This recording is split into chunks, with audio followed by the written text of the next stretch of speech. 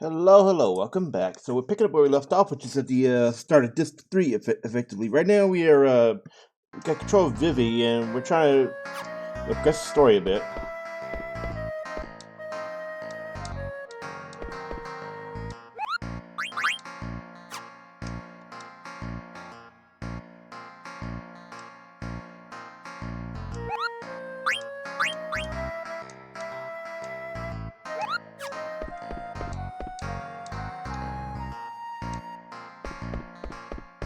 It's funny Stiltskin says that when he's talking to one of the party members who really was responsible for why the mist is gone.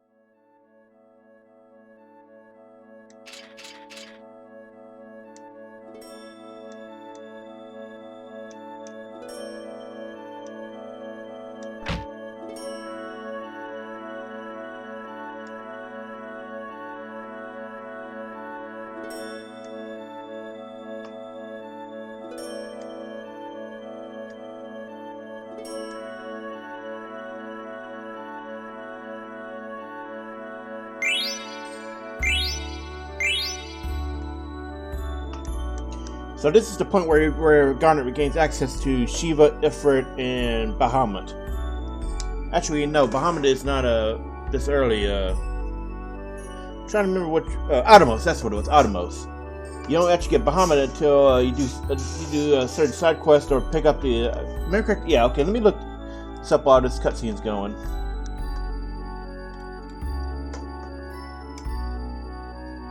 Okay, so. That's not the right button, apparently. Oh, that's right, it's item, isn't it? Right, 559 jewels. Okay, so you can synthesize them in Disc 4 locations, as well as a Chocograph treasure and find them in Alexandria Disc 3. Oh, it's a gift from Beatrix, so I think we actually did get it. We'll look at the inventory in a moment.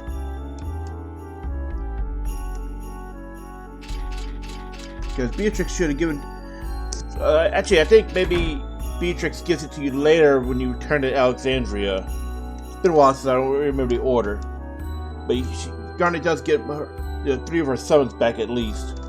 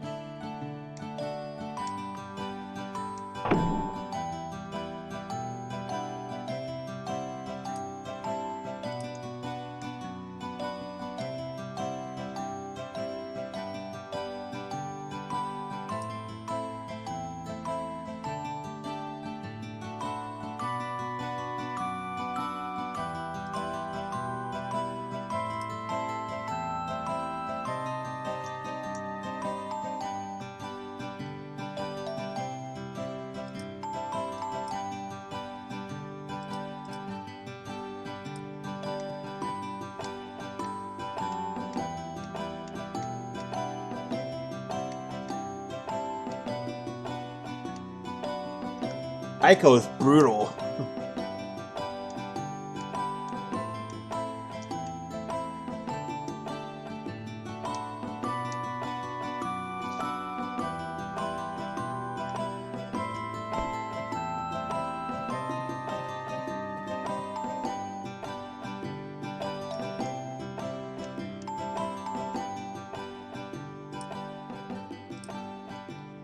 and Todd is getting memories, as you can see here with a flashback.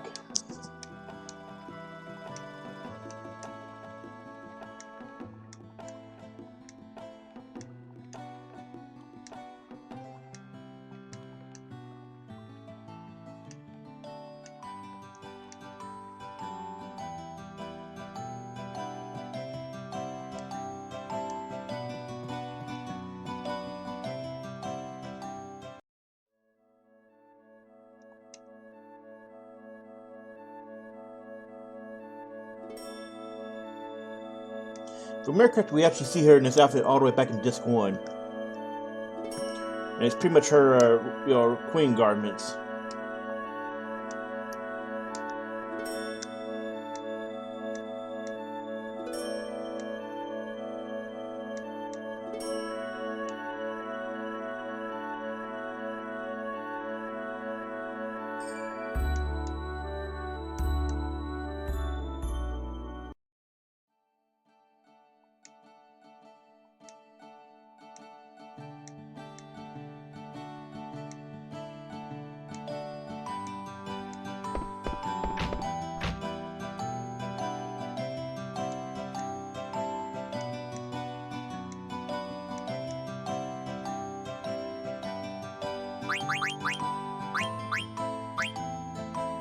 Okay, so remember, each of the each of the jewels that teaches a summon has a backup ability.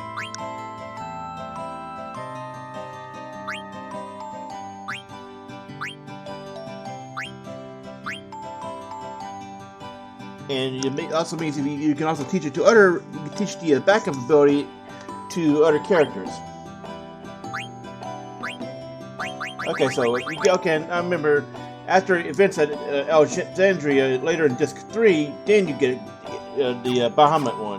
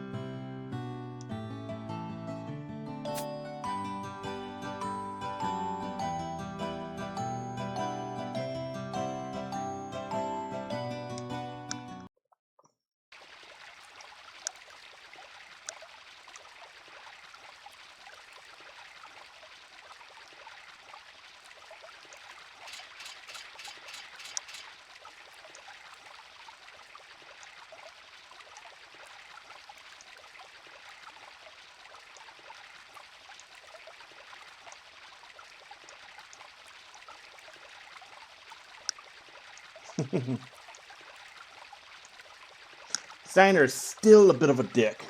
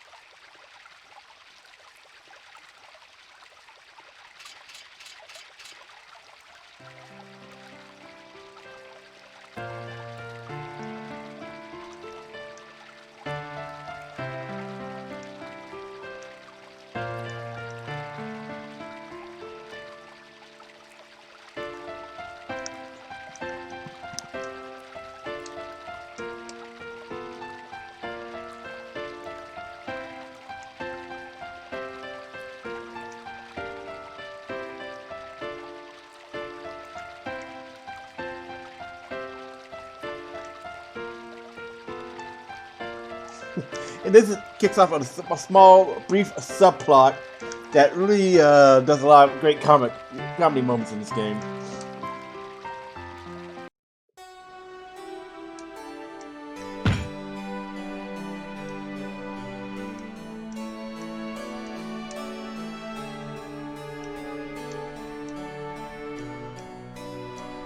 And poor Zidane is lovesick.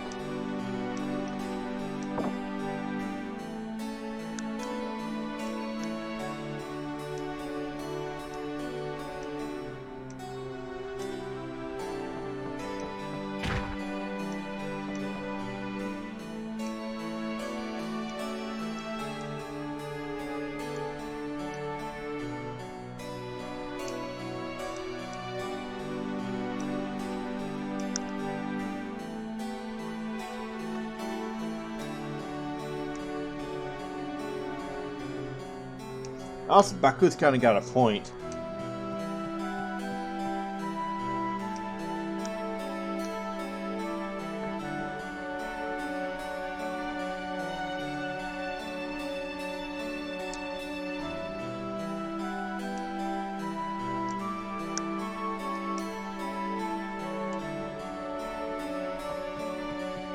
Also, I think I forgot to talk. Oh, yeah, we also got an ATE.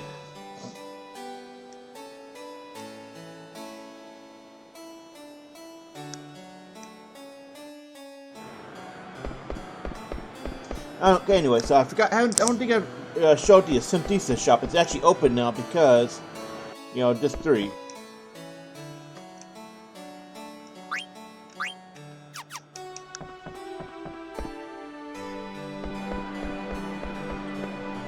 can actually try to visit it Disc 1, but you get the shopkeeper tell you it's closed because of the play.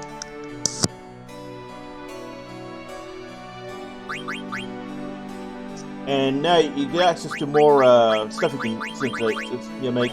You do want to pick up the Angel Blast because it has a Confuse on it and gets Zidane good damage up.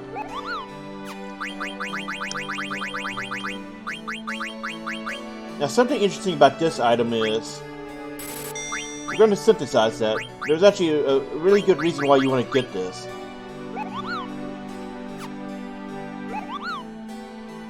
We're going to hold off on that because it may actually be useful later on.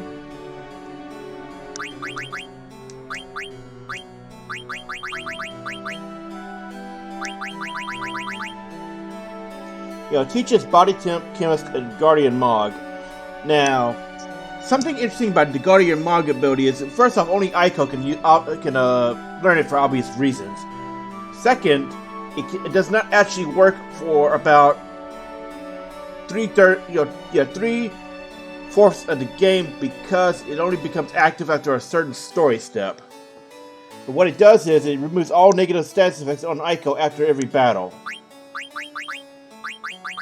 So it keeps Aiko from being permanently afflicted by status effects. But it's not usable until after a certain story step.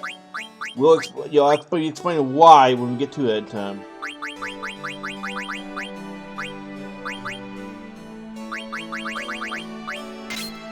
So we're gonna put that on Zidane for a while, because he wants that high tide to pop his trance, more quickly. We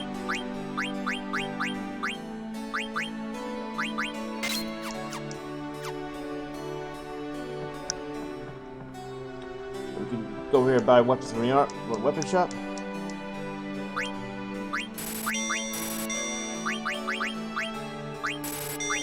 And if for some reason you still didn't get Poison Knuckles yet, you can get one here, and you can also get a new weapon for Freya. Plus the Healing Rod.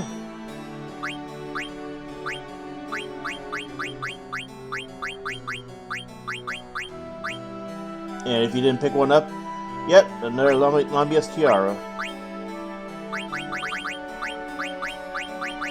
And if you missed the Gold Helm, pick it up here. Go ahead and pick up 2 for... Yep, and 2 plate mails.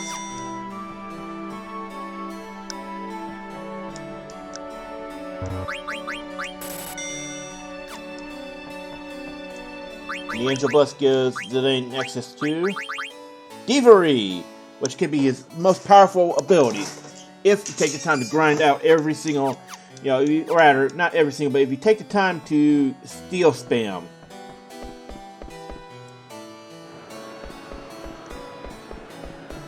And I remember talking about this in Disc 1, alongside Dragon's Crest is a low MP, high damage nuke ability, if you take the time to grind it. And here we see, you know, obviously that Freya's alive.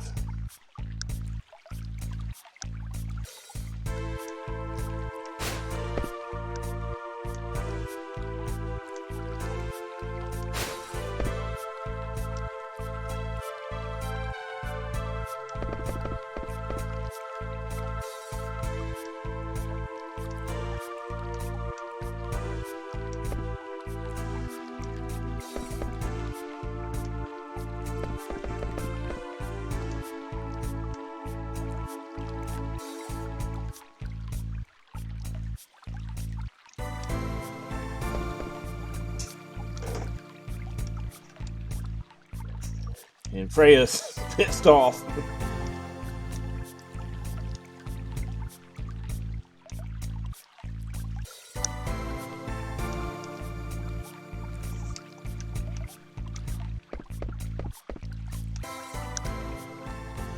We should, you know, should pay attention to what Freya's saying, because she's kind of got a great point.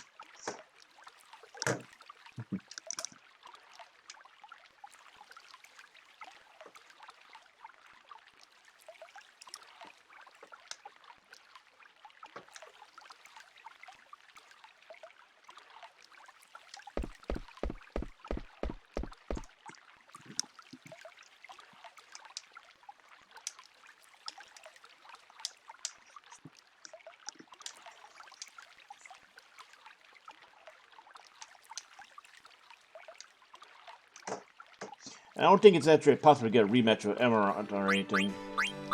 Anyway, since Freya's back, and she's actually still got roughly the same level, I think, as when she left the party, so...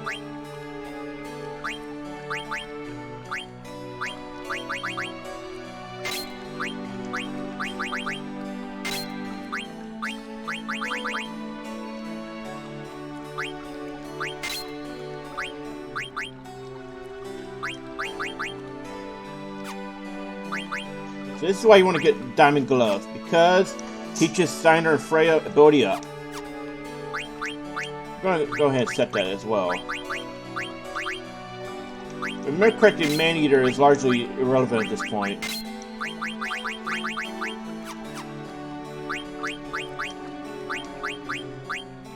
Like, I don't think there's actually much you need at that point.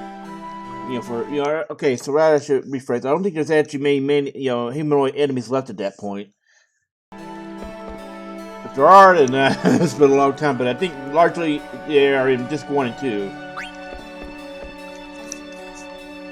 Now, if you take your time and do not rush into the entrance area of the castle, you can actually pick up the next available Celestial coin, which is something you really want to do.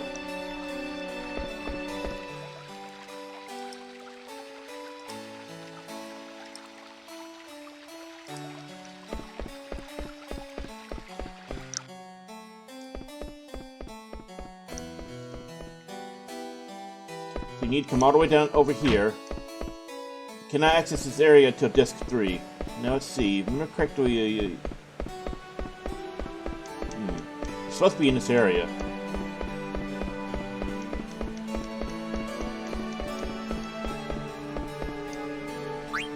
I'm gonna check it real quick. Hold on.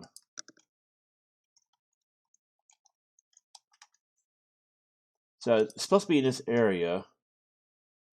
It's in the Castle Harbor, okay.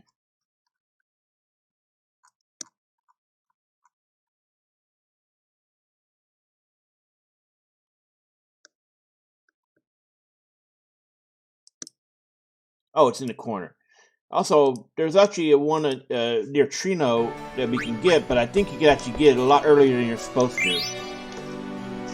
You would have to actually know that you could actually go to the area. Wait, no, okay, real quick, you cannot actually leave Trino. So that's why you can't get it yet. Okay.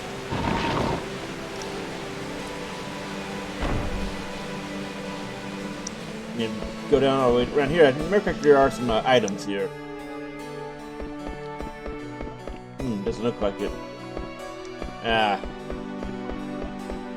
So you have to come back here later as part of the story.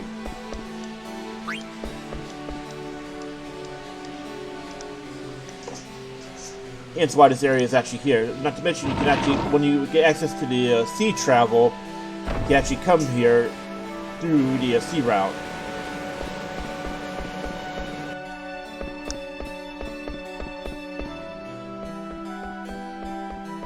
Anyway, got the next stone and we're on our way.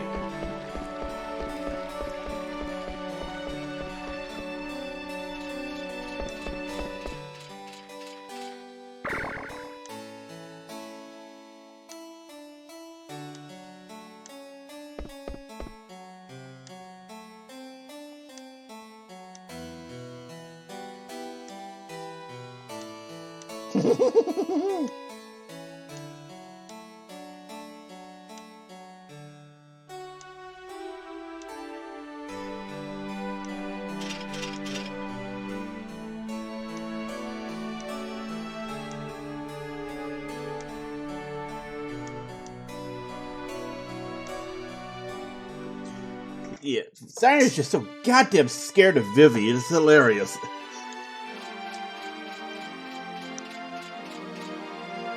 And I'm not sure you could see it, whether or not you could see it because of the Moguri stretched screen, but here you can actually see the model off screen as well as with Beatrix.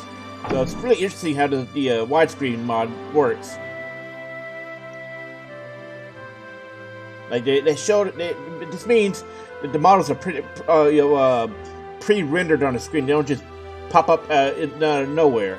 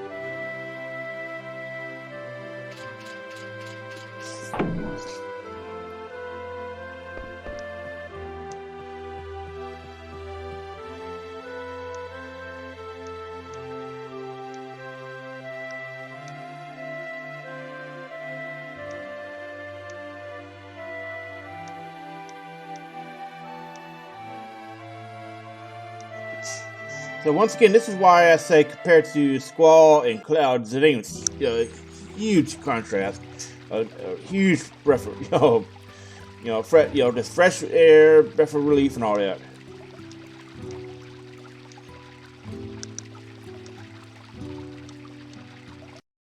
I'm sorry about that. Moved the window a little bit. There we go.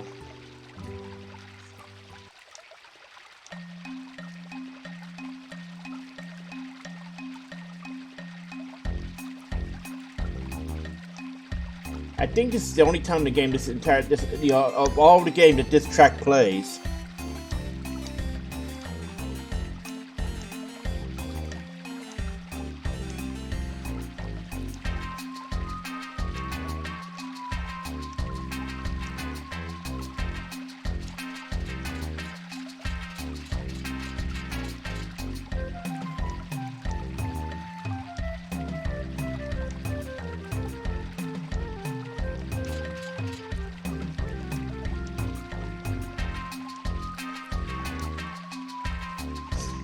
This leveler just causes so much trouble.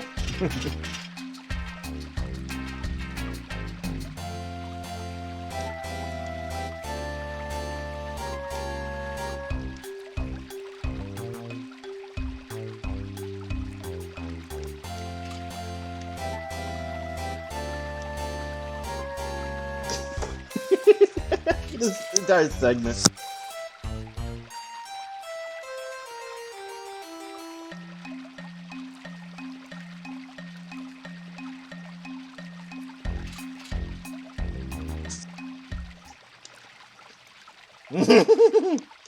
Baku just ruined it. So it's nice to have lighthearted moments like this.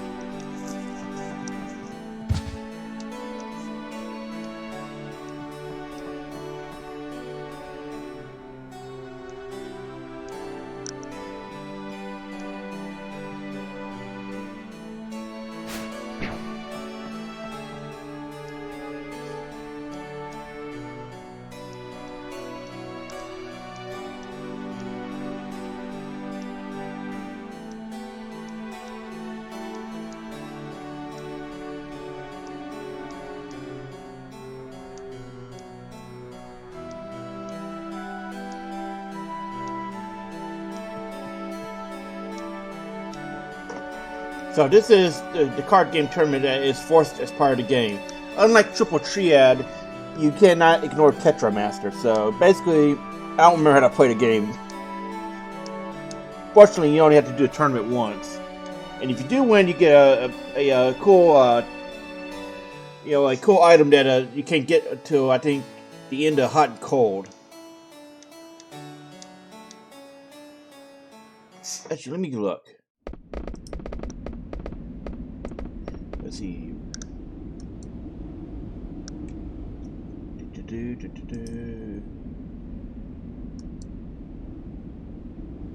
Let's see, Rebirth.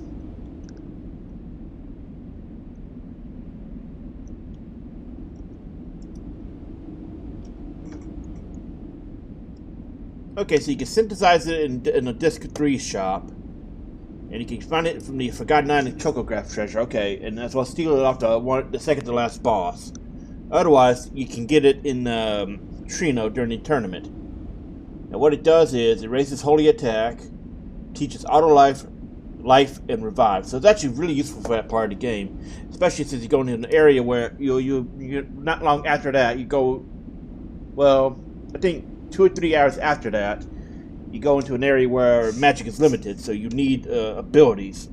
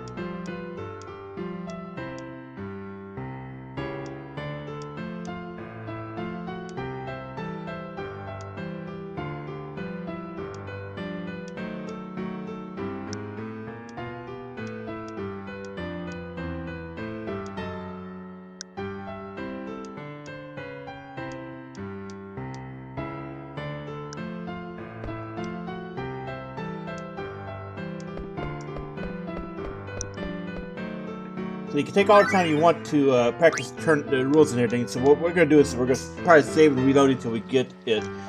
Because you do want to pick up that rebirth ring very early.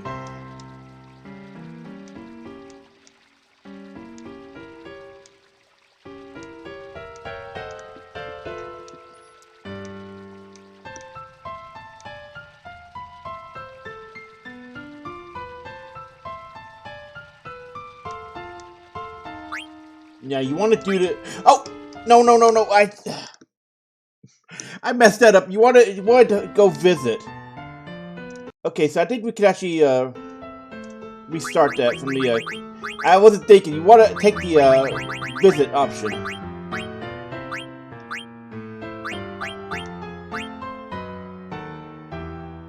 So, we're going to try...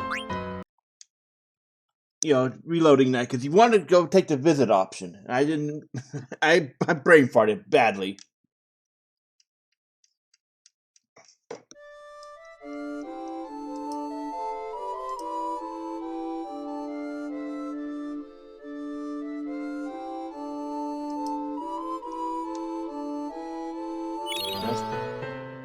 Okay, so we might have to. I don't know. I don't think we've missed the quest. Let's see. Let me see if we locked out of the quest. There's a little mini quest you could do here. Let's see here. During the car tournament. Oh. Okay, so this is where you can learn more about Vivi's past. And it's the only time you can go to the Delhi to get the mayor's key, because the mayor is actually inside Alexandria.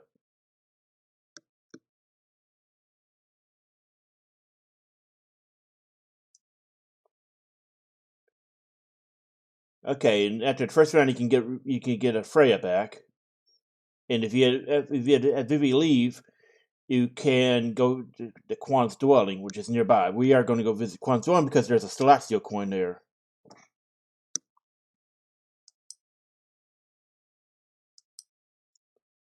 Let's see. So we're going to put on the no counters and oh.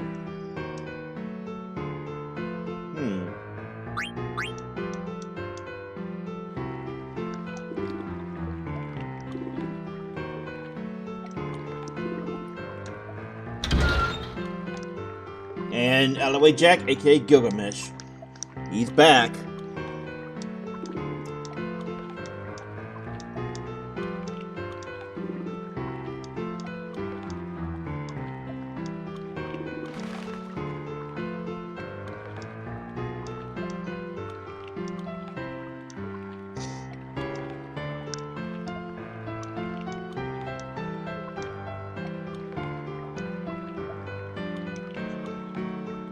Gilgamesh keeps doing stupid shit in the franchise as a recurring theme.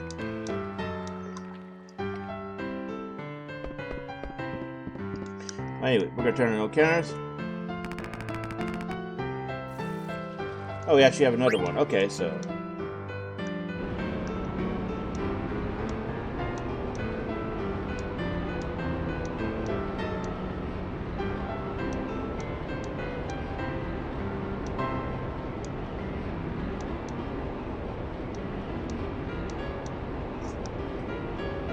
And I don't know what's up with these kids talking talking like like a political philosopher. That's some weird shit.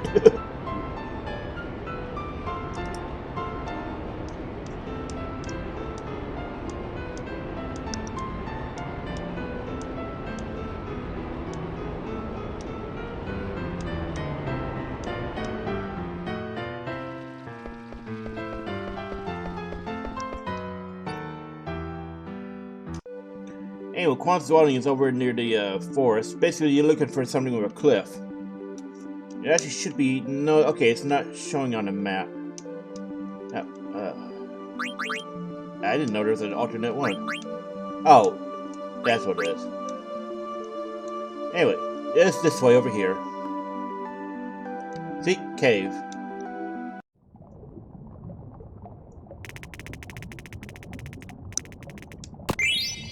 You want to come all the way down here.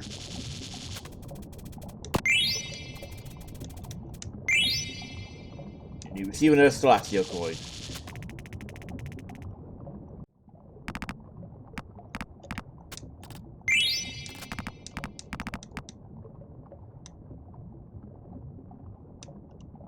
So, Quan was planning to eat Vivi.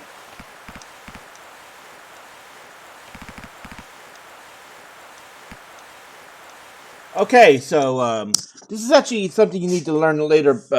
Okay, what I mean by this is part of Chocobo Hot and Cold is that at certain spots in the world map, you can actually dig for treasure inside mountains and low foamy areas. This is actually required in order to get some of the ultimate weapons. Now, this is one you cannot. This is one that's there's a foam spot on the world map underneath Quan's dwelling, but you cannot you cannot access it from the world map. You have to come in here and then come to this pop-up, and then when you have Choco upgraded enough, you can actually get to it.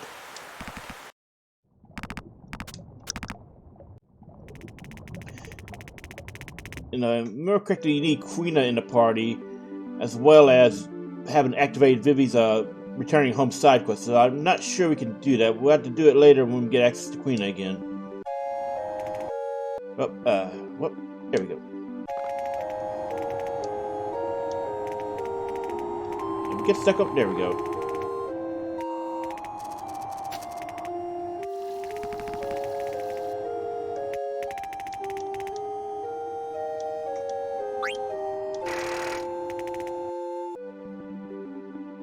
So, I'm gonna haul ass to get all the way back over here.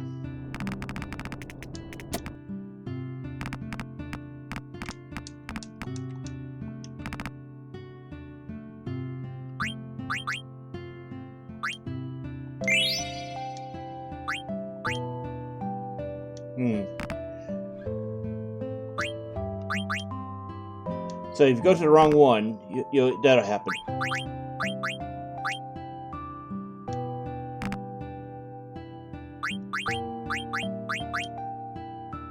I think you can only check the desk over and over.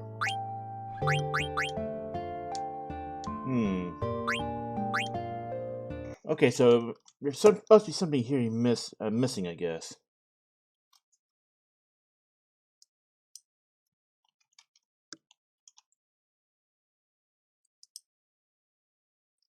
Let's see, Mayor's house.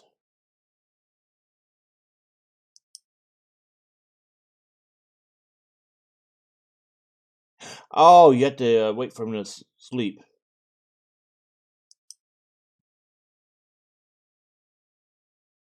Okay.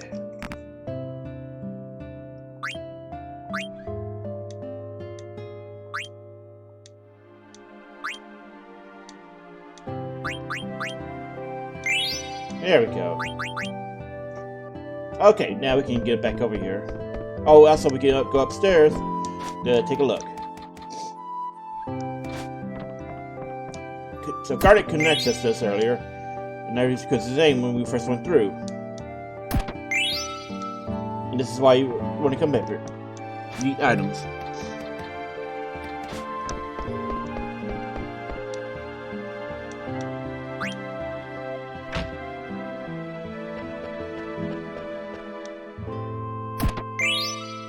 A lot of gil if you need it.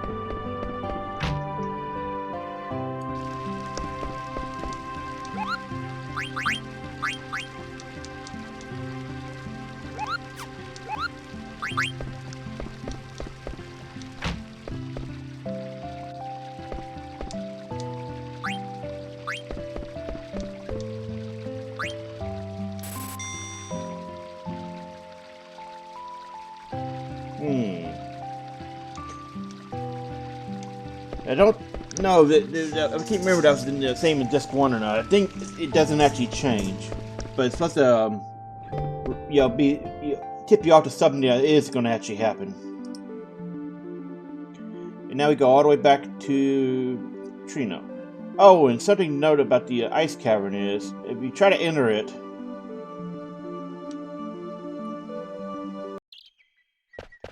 you shouldn't actually be able to enter the ice cavern because, yeah, this is why. So not only is it a relevant location to Disc 1, but it's explained somewhere in the story later, I think in an optional thing, that the reason why the mist cavern was able to, or rather the ice cavern was like that is because it was sustained by the mist.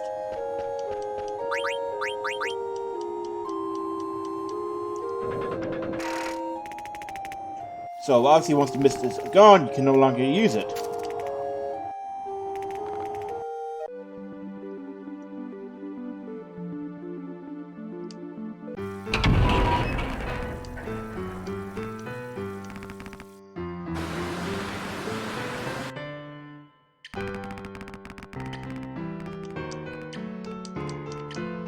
There we go. I'm trying to talk to the Moogle.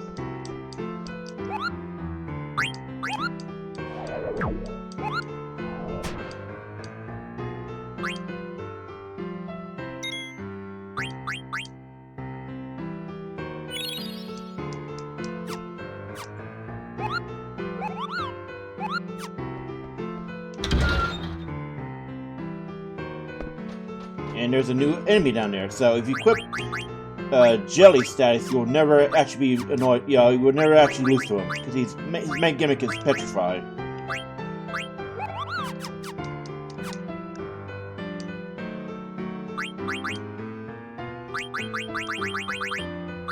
If you didn't get a Coral Sword off Lonnie, you can get one here.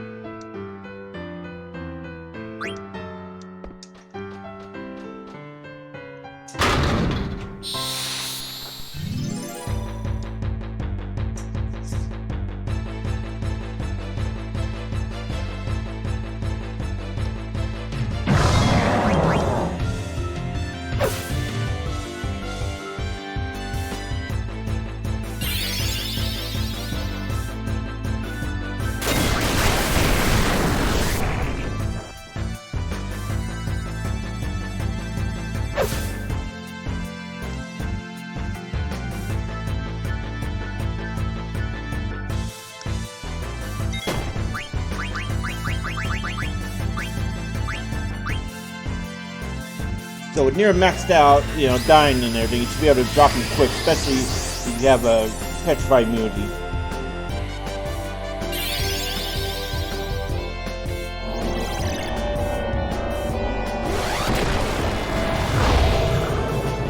See? Easy.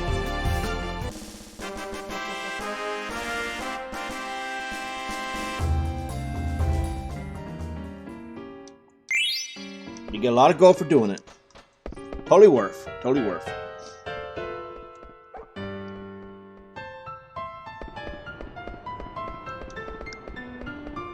And you can also go over to the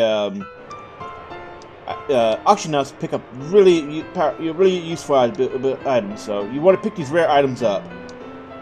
There's a very good reason why, because you need to exhaust the auction house.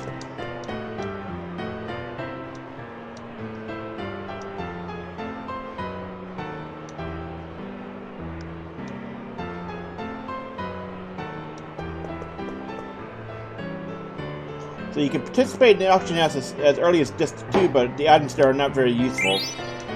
You want to wait until Disc 3 because you can get some rare items as well as items you need for treasure hunting.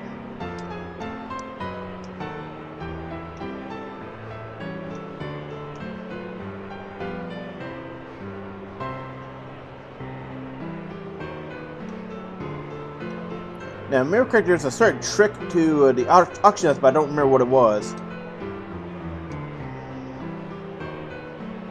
I think usually they will not go over the item's actual value.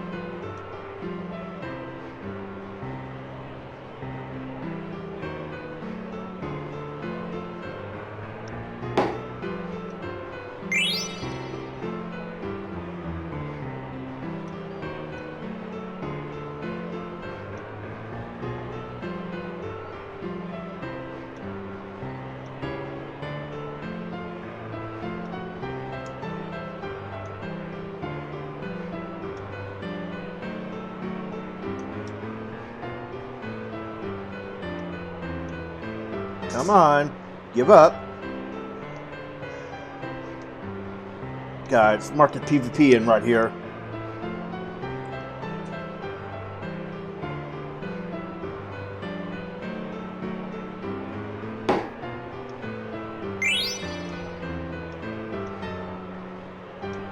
Now, Dark Matter is actually useful if you want to get this early because it teaches Odin. And you can leave and reset. See, now you have different items. We have two of the we actually have two of the items. The Dark Matter, I think, is always guaranteed to show up in these. In the auction house, it changes again to certain items that can only show up here at disc 4.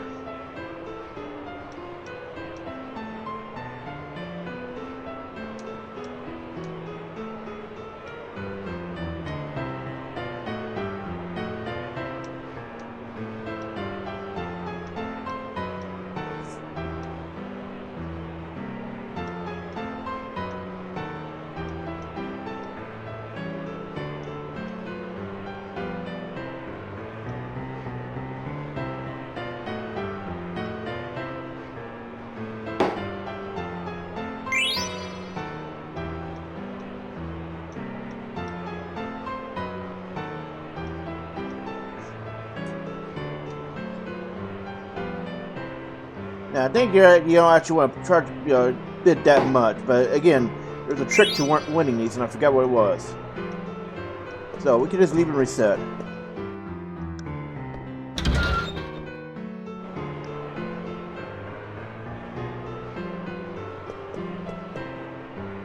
And this is a place where you can pick up items you may have missed earlier on.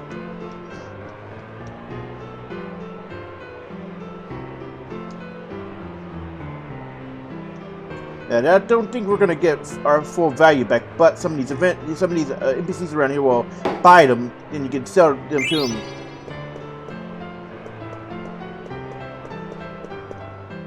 So if you're low on money going into this area, you want to go back and do that little side quest to get the the gil from Dali, as well as the fight here, assuming you're leveled up enough to take it. Anyway, you need to go find NPCs around here that will buy these items.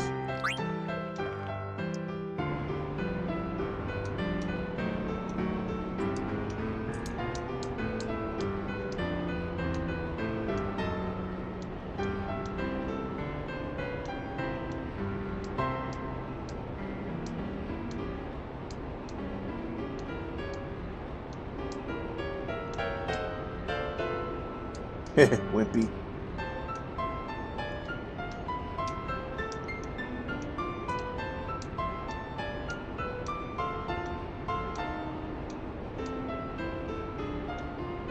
And Quina just randomly shows up.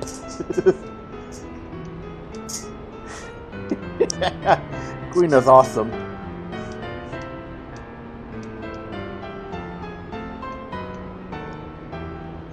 And see, again, it's funny the confusion with Quina and Quina's gender. Gilgamesh here obviously thinks Quina's male, and so do some others, but then it's just funny as hell. Also, for that lost ATE, you get access to whoops, the wrong one. Chimera armor, which teaches Mug and adds status. And it's also very useful in a bonus boss battle that's accessible after you get full access to the map. That holy damage being reduced by that much is actually huge. We'll go into that when it's time. So that's where you go to do the card tournament. We're going to skip that for now. There we go. Yeah, we didn't get what we made back from it, so we're down 10k gold now, but it's okay. Somebody, you wait a bit, you can get the wandering NPCs around here that will buy some of those artifacts.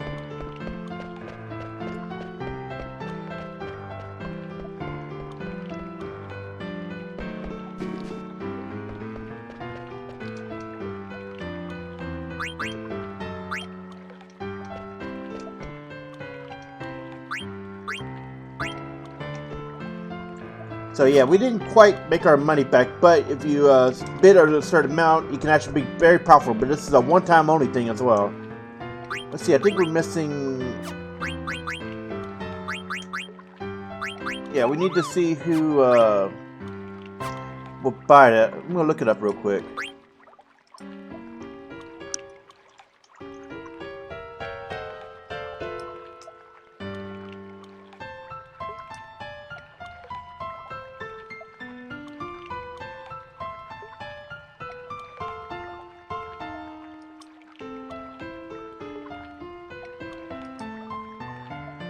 Okay, so you gotta go to the synthesis shop.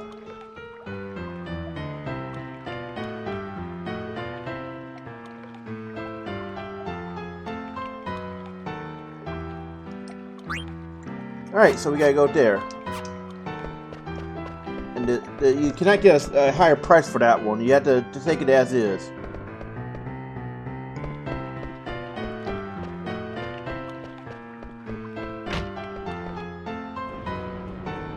And something to know about the rat tail is it's actually an item from Final Fantasy 1.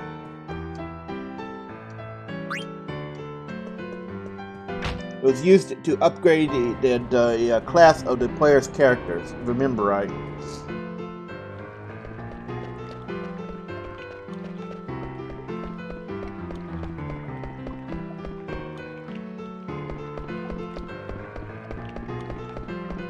Anyway, I think we've done all we can right now in Trino because we don't have we didn't fire off Vivi's quest, so we need to go ahead and start this.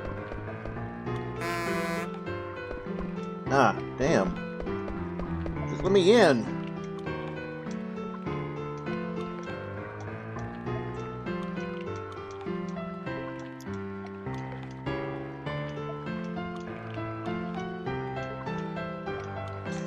It's the name Dickon with his little brain.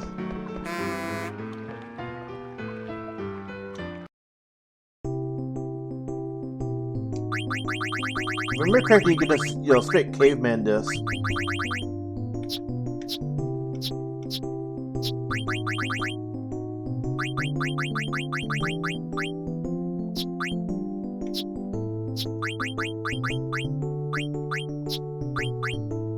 In the remember correctly, you also want to get a lot of directional cards, lots of arrows.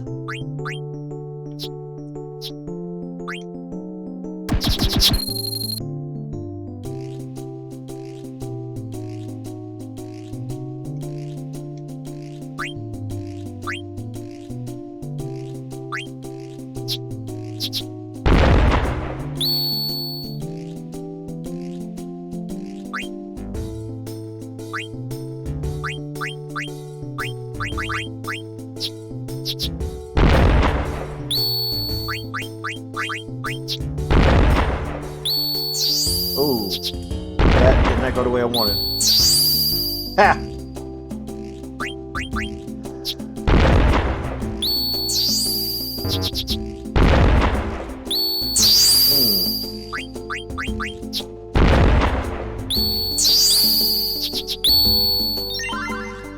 Yeah, Tetramas is just so weird. You can only flip over captured cards. You have to win too.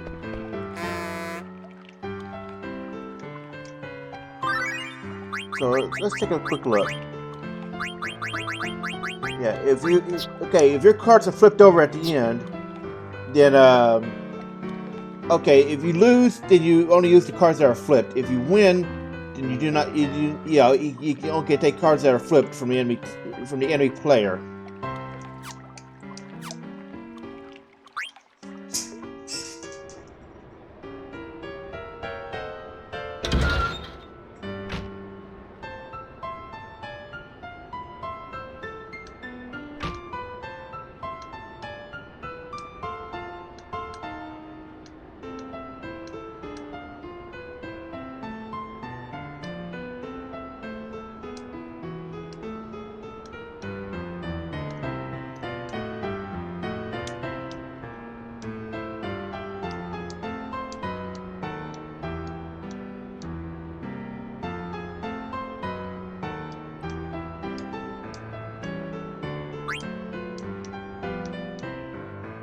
So basically, every time you do an AT, every time you do a card battle here, and you win, you get to see another AT advances Emerald's story.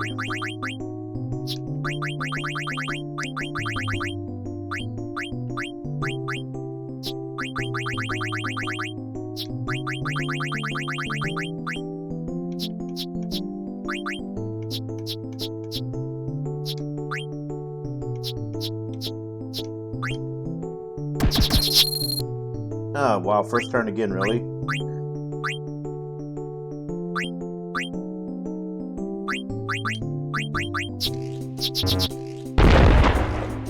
Jesus. Strong card.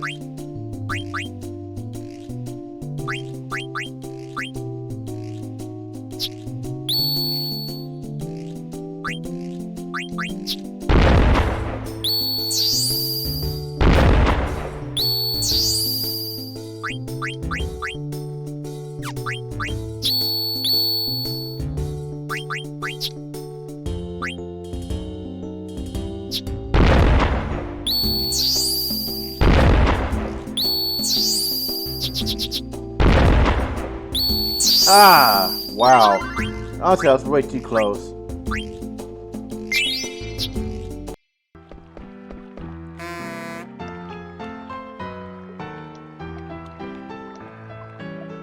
The straight tells you, go and save. So, if I remember correctly, you should be able to see something that tips off something that's just about to happen. You know, if you pick the premonition ATE.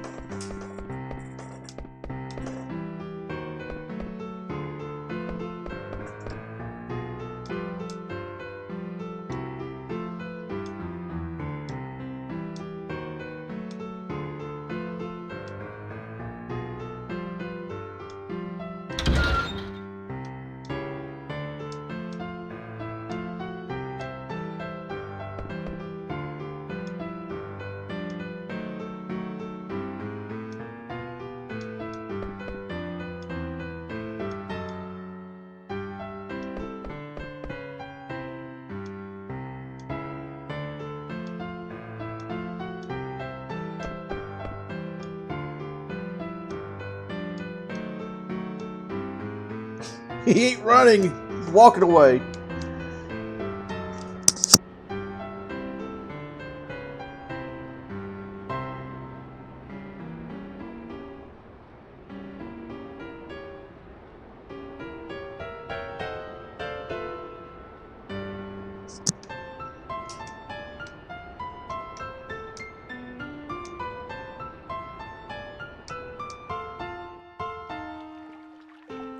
I think we can trigger the other ones by walking out.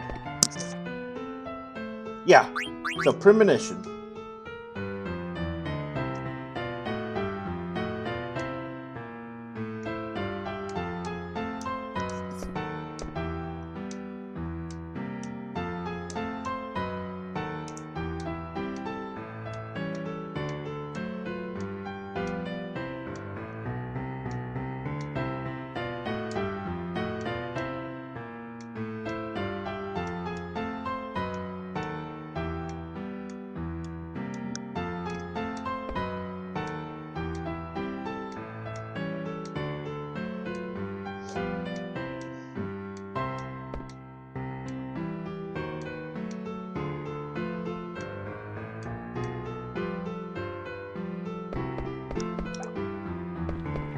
So Mog is pretty much a radar, an early warning system.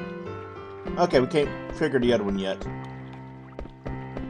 So if you triggered hallucination, you could have gotten a cutscene here with Quina.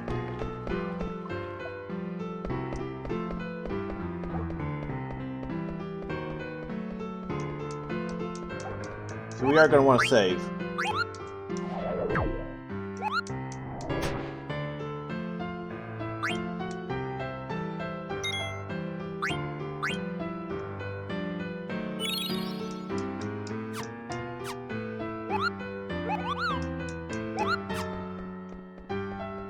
And if you go over here, you can regain Freya. At least, at least you're supposed to be able to.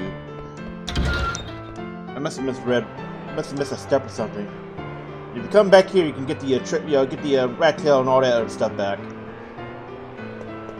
But it's best to wait until you have access to the gold farm area. That will just shit out gold once you get Quina back in your party. And and I will be pointing this area out when it's time. It's actually a very interesting area because, well, you'll see.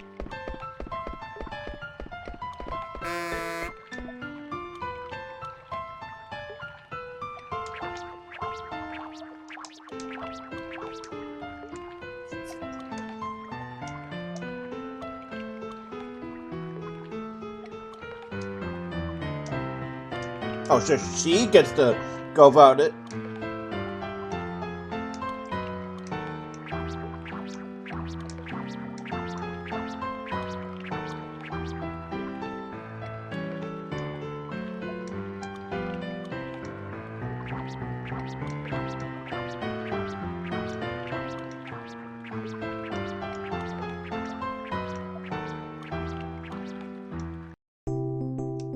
Now, this could be a very tough one or really easy. We'll see.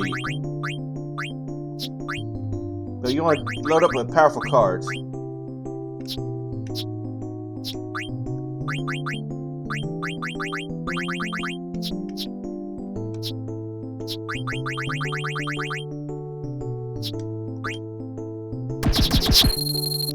Again? Why does it keep giving me first turn so much? I feel like this is rigged.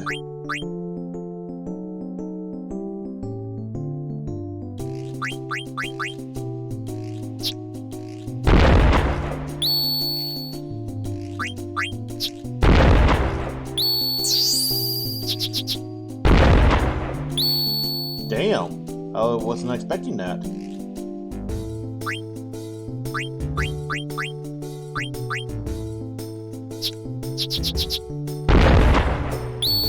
Wow. Kinda getting fucked over, huh?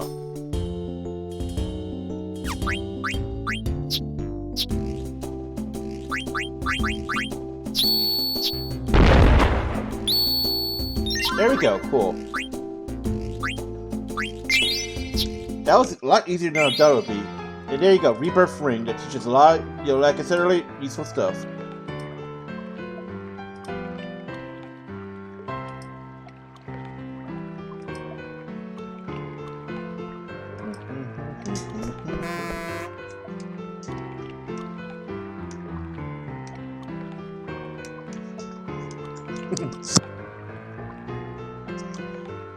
So this is an important thing coming up. It's the Hildegard 2, an airship that can fly without mist.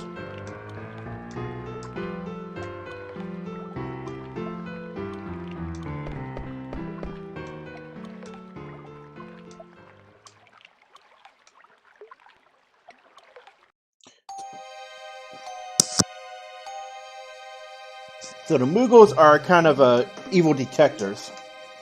They can detect that something's about to happen there. And Kuja has returned to Alexandria.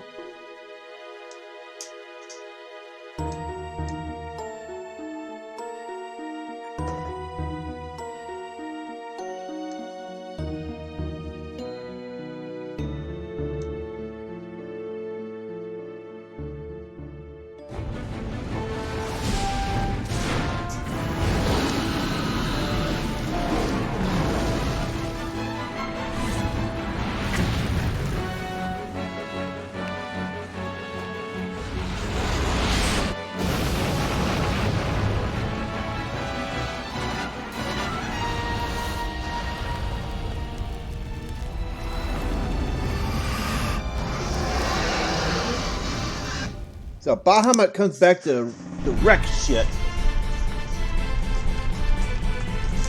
And honestly, I gotta say, this is actually one of the most memorable segments of the entire game. It's one that I see come up a lot in moments that players love doing. Because, everything comes together so nicely. Well, you'll see why in a moment.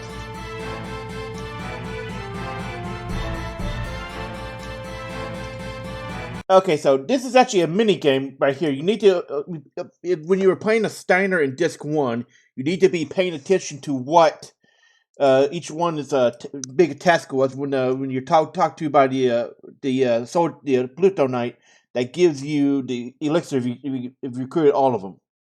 So I'm gonna make sure I get this right because I am not actually sure what the order was. Let's see here.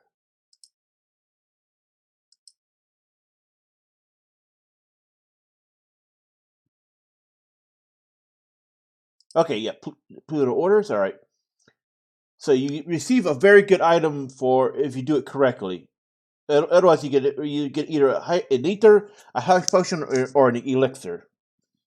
But if you pay attention to what what Steiner's told about the Pluto Knight's tasks, then you'll know this in advance. It's always good to go back and check though, because it's kind of, it feels like a throwaway thing at first, but when you get to Disc 3, you actually have to know what the order is.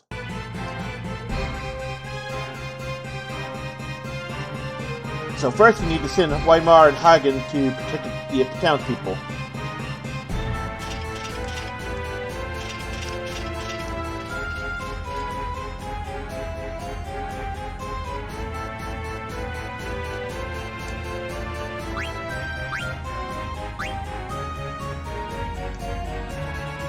You want to send Bryrick, Wright, and Lotto to contact Limblom.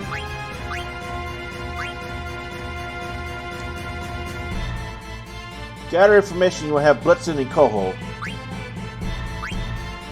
It's actually really easy once you would notice what you're supposed to do. Basically, you scroll down and give the second task to the first duo, and then you can give each task as it comes up.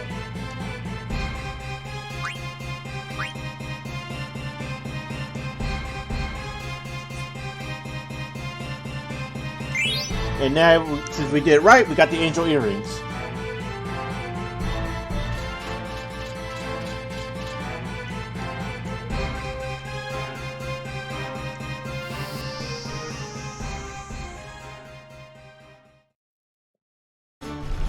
And this is the segment I'm talking about. It's one that's very fondly remembered, mostly because of the gameplay and the music. The music is Protecting My Devotion, which is a remix of Beatrix's theme.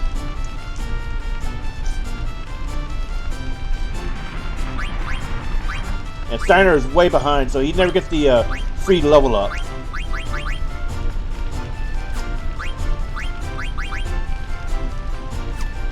And what you want to do here is actually remove Beatrix's items. She still has the same items that she did when she was playable in Disc 2.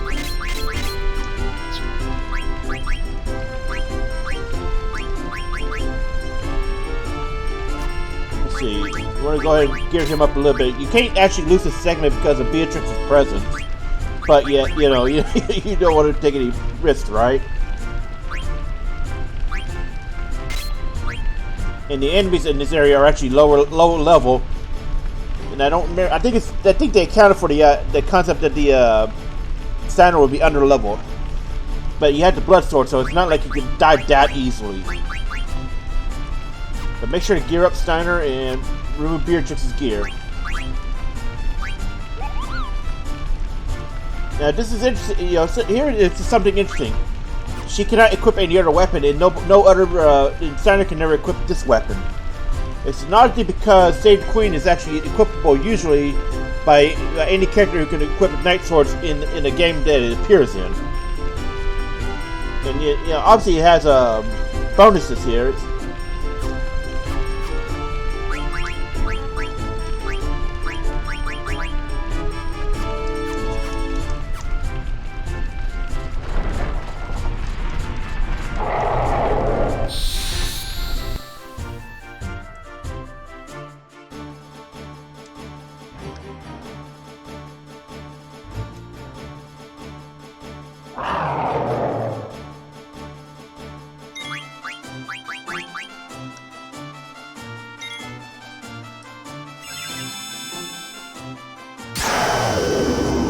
Like I said, they are low level and they have low hit points, so Beatrix alone can carry this segment.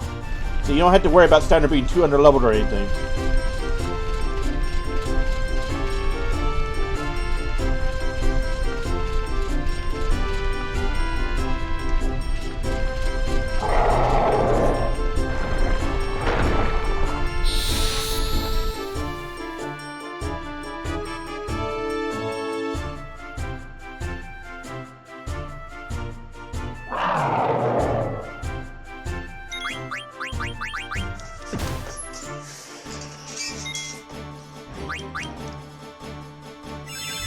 Basically, just lets the Beatrix do all the work.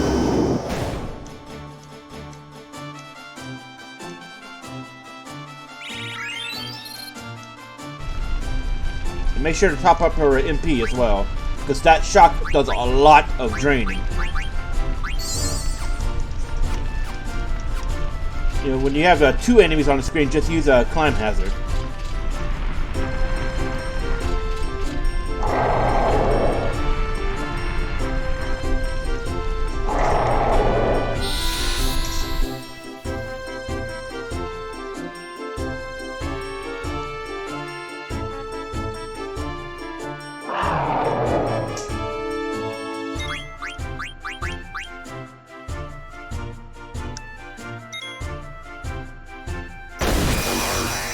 Oh, right. So, you can finish it off with whatever Steiner has. If Steiner has any AoE somehow.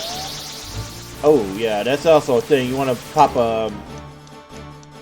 sleep on him so that doesn't happen.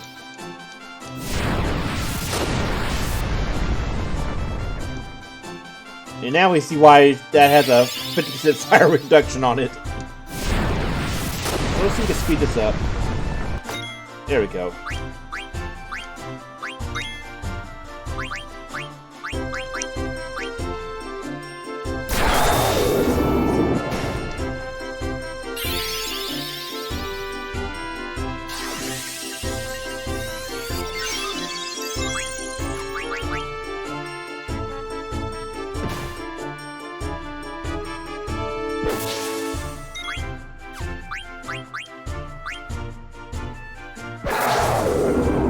Wow, her auto attacks are that strong? Damn. It's also great for getting started a little bit extra experience before you can go back to using Grand Dragons. Which I think you can do as soon as you get back to Limbo.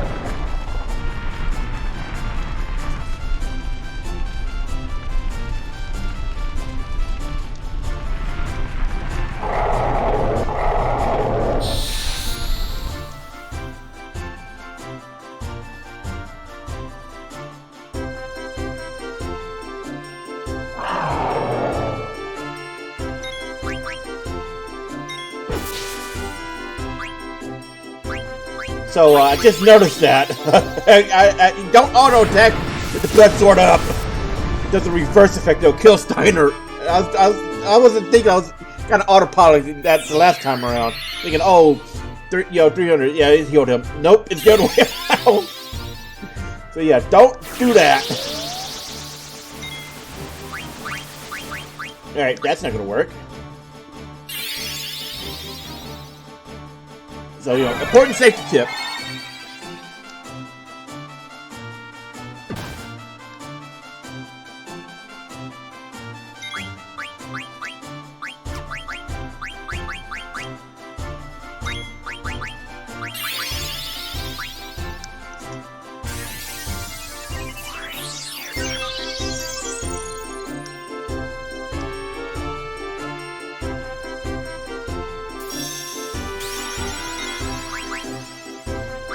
If I remember correctly, her Thunder Slash actually works, whereas, okay, so I explained before when during the first Beatrix fight, her Thunder Slash as a boss always works, but Stein's will never work because of a coding bug. And I believe when you have Beatrix as a playable character, hers will actually works still.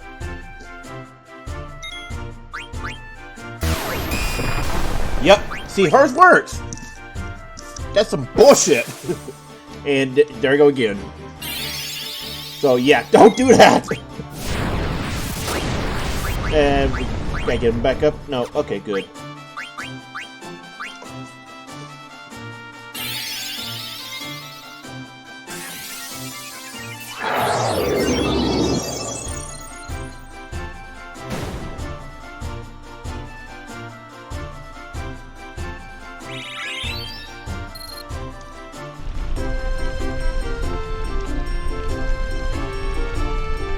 Now, even if you go into battle and not take any damage, I think this dialogue always shows up.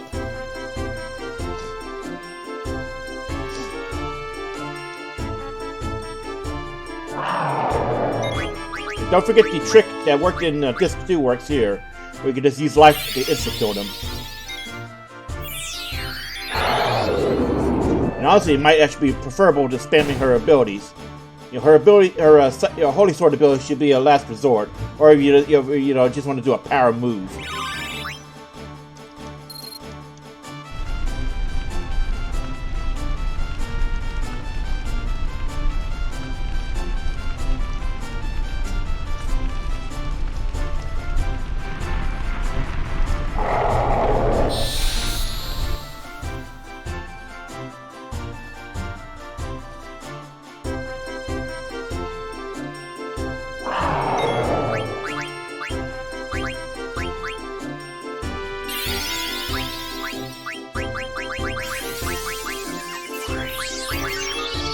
Just have Steiner defend.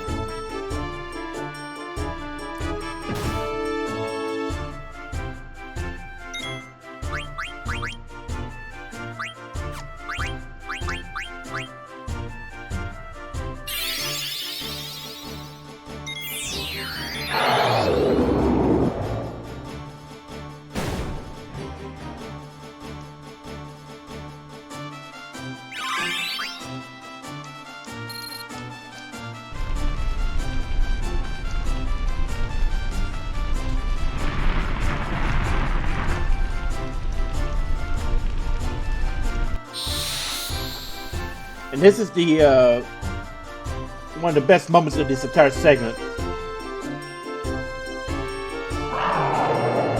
Steiner is guaranteed to get tranced during this. So he's the third party member that gets guaranteed trance after Vivi and Zidane.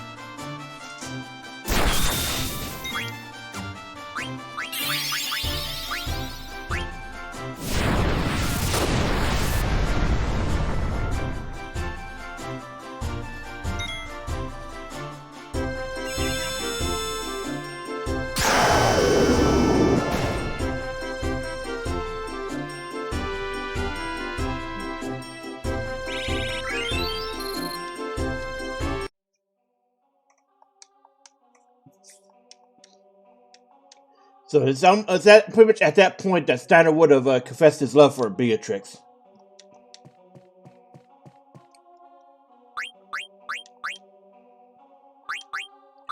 Need to change her gear a little bit.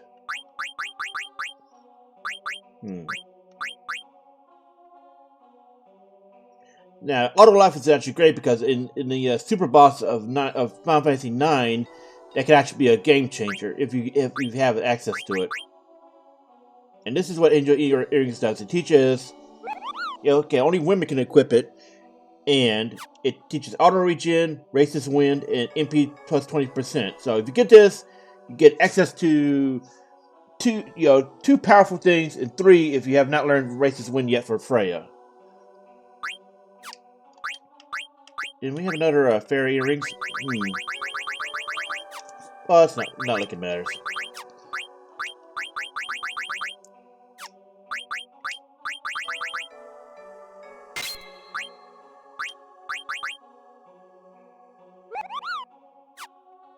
So this also teaches Garnet the healer ability, which remember correctly, let's see.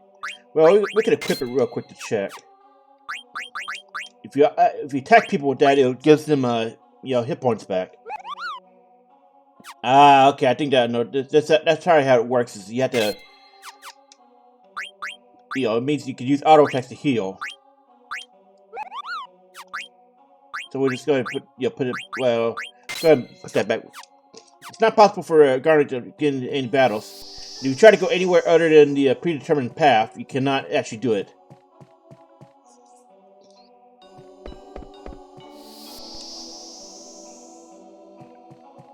You can do it as many times as you want. It doesn't actually do anything. It's basically just telling you, no, go this way.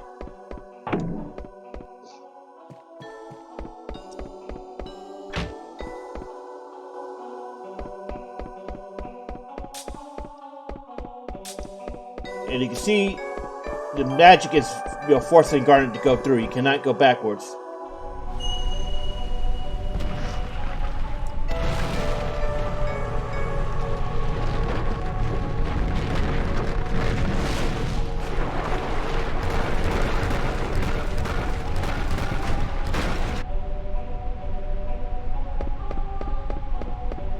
So there's a lot of secrets in Alexandria Castle that were never explained until this point in the story. So a lot of these characters are really just now learning about it. So if you try to go back down, that happens.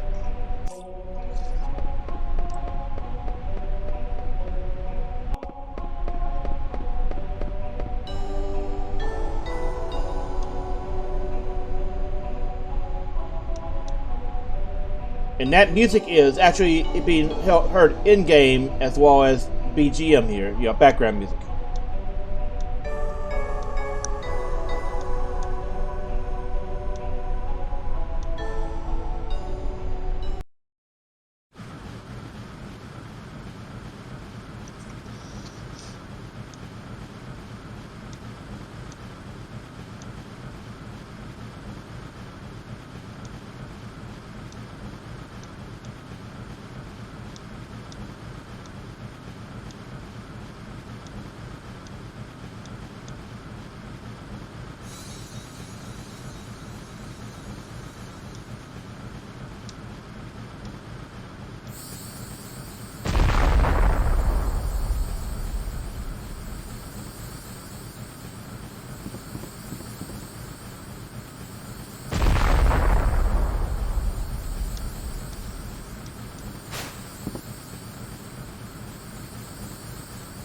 And if you're a Final Fantasy veteran, you know what Holy Judgment means.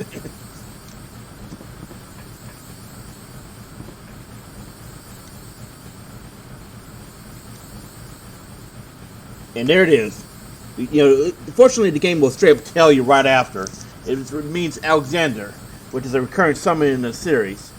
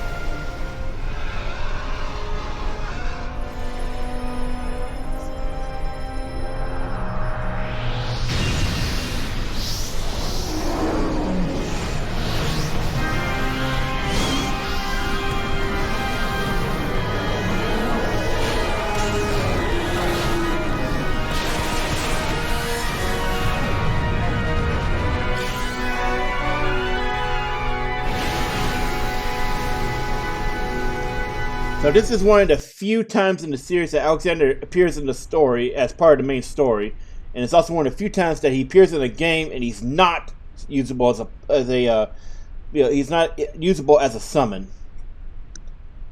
And this is actually one of the points in the franchise where it gets established on that in the terms of power level, Alexander is actually usually near the top, despite Bahamut usually tending to be the last gained Eidolon or summon, depending on the game. And this is the big secret of Alexandria, is that the castle itself is it's a sleeping Eidolon. See, there it is. So Alexander is actually stronger in power than Bahamut in this game, but you know, Bahamut is much more. It's actually more economically usable.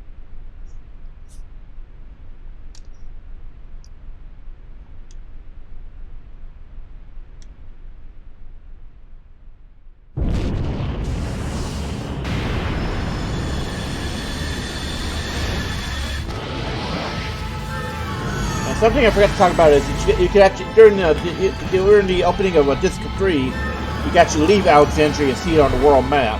Outside are just bandit snatches and such.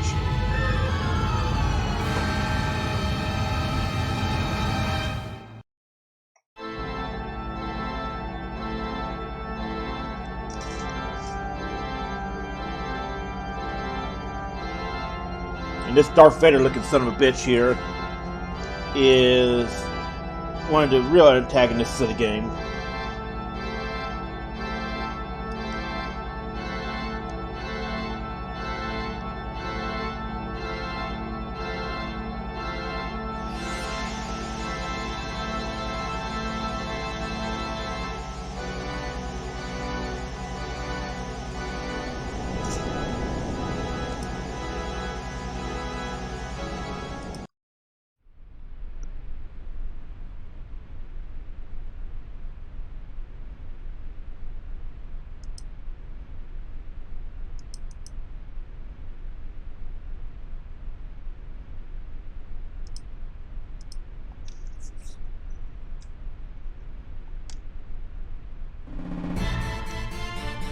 So Garland here is meant to be a callback to Final Fantasy 1, where he turned into chaos, but that doesn't happen in this game. Let's see.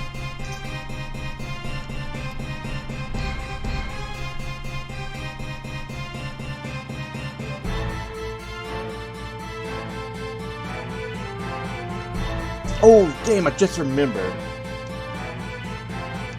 Okay, so there's actually a bonus, an optional boss here. You can only access it during 1 or 2 times. You can access it during Disc 2, but it's considerably harder then. In theory, unless you're incredibly turbo level, like here.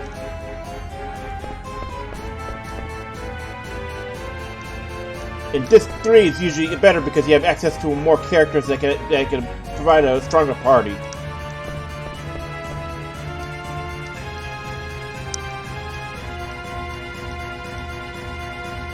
Now, if you go through here, you get the chance. You see this book up here. You can't come here Disc 2 and do the battle then, but it's harder because you have a different party comp. But if you come here, you get access to stronger abilities.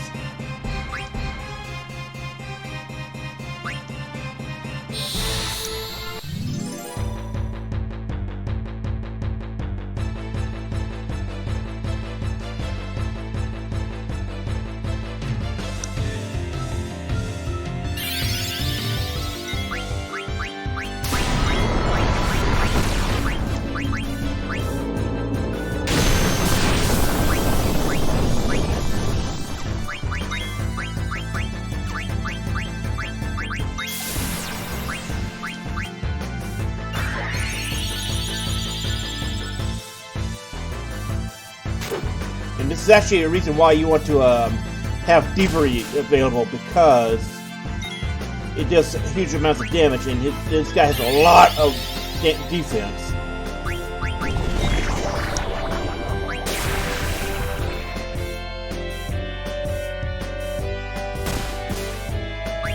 Now the way the page thing works is it basically goes off your last 2 attacks.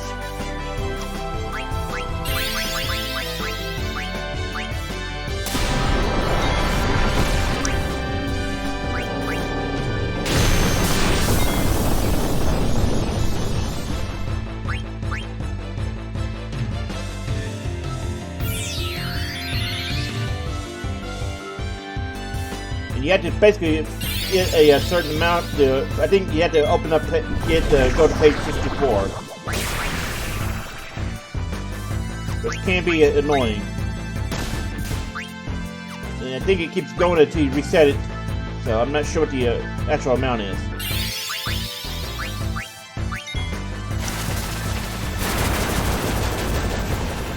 And that can deal heavy damage even with your party powered up. You're gonna try to save reviving people until you get the boss revealed.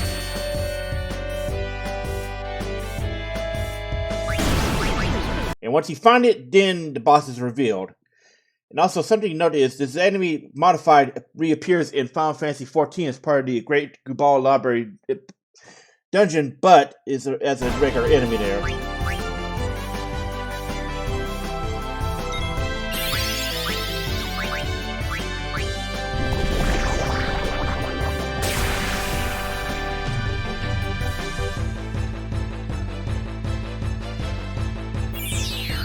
So let me pause this. I'm going to look at what we can actually steal from it, because it may not be worth the effort.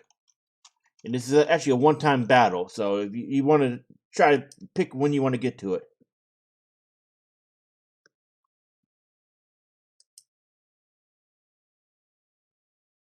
And it's better to wait until disc 3 to do it because fighting him in disc 2 means you have to do it before when you're rescuing Garnet, and it can be part of the time limit.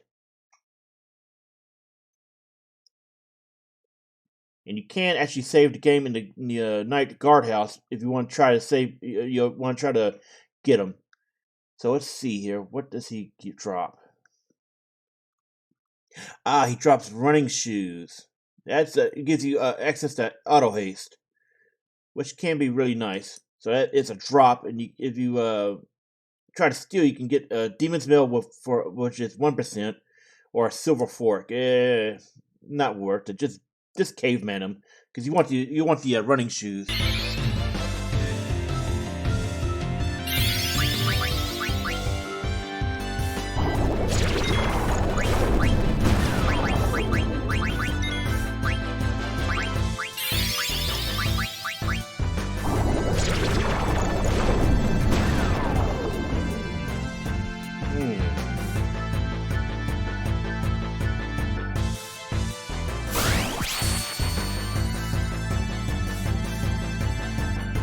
And you can only get him for about a couple of turns before he jumps out. And I believe if you have Thievery available, you can actually bypass this defense entirely.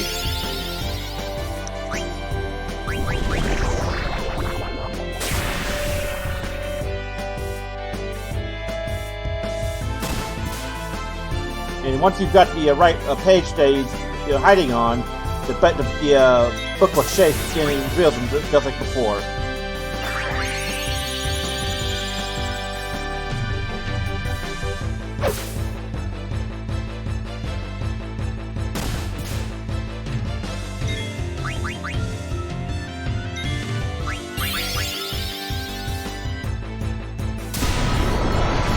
Wow, Doom again.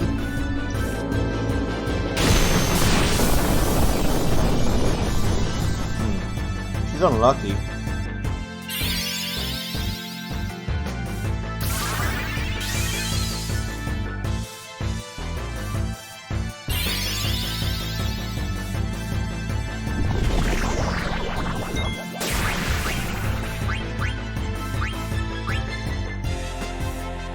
Ah, there he is.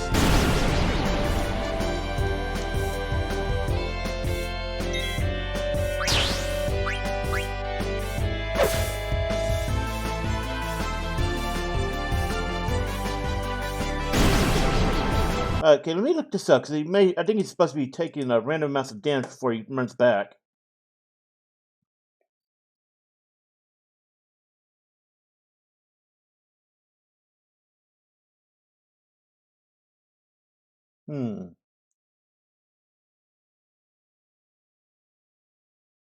Okay, so if you use physical attacks, then he'll automatically run. So you're gonna have to spam, Bibby's spells and such.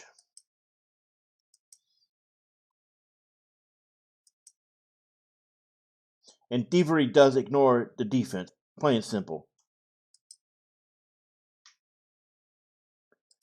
Okay, it actually suggests something like using sword magic, but we don't have Stunner because that's a strategy for the first time around.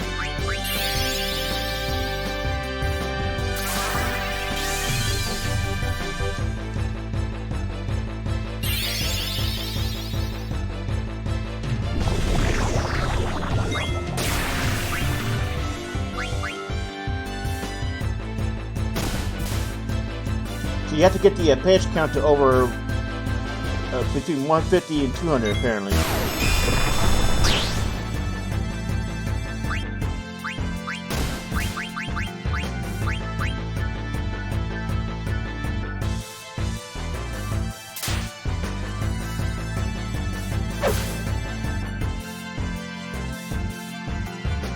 There it is, see?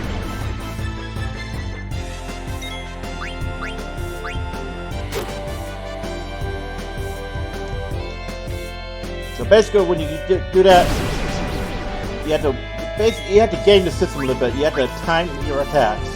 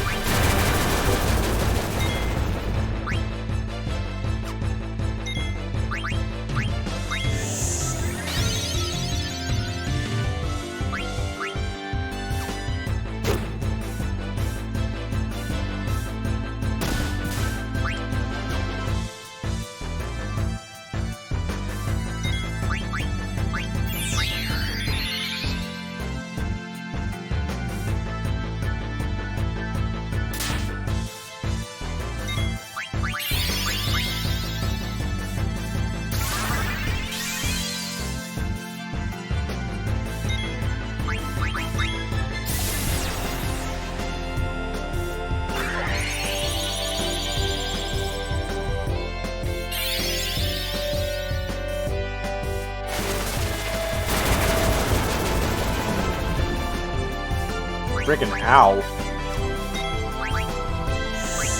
That's what Poppy, yeah, they give you so many elixirs in this game.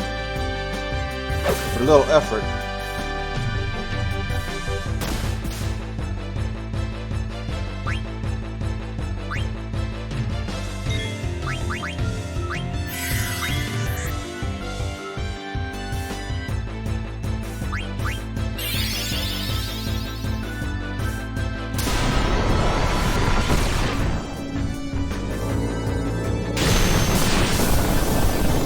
Damn, it actually hit him this time.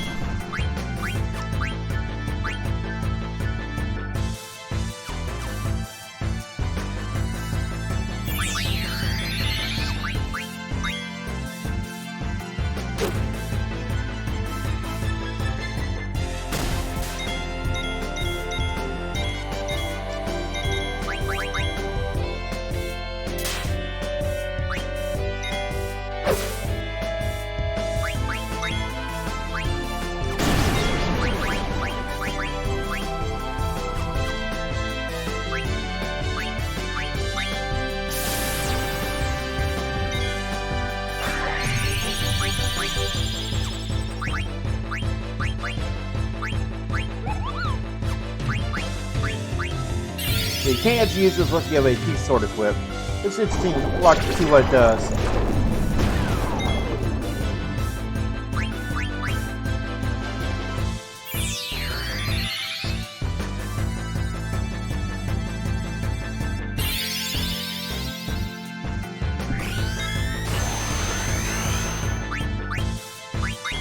So, do nothing.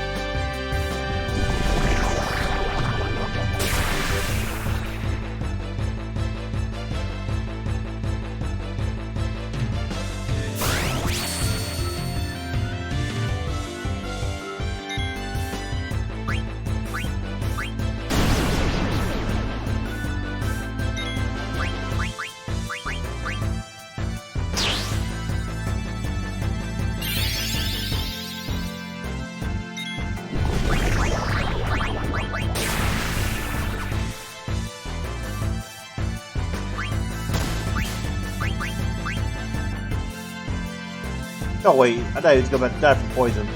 Yes, whoops.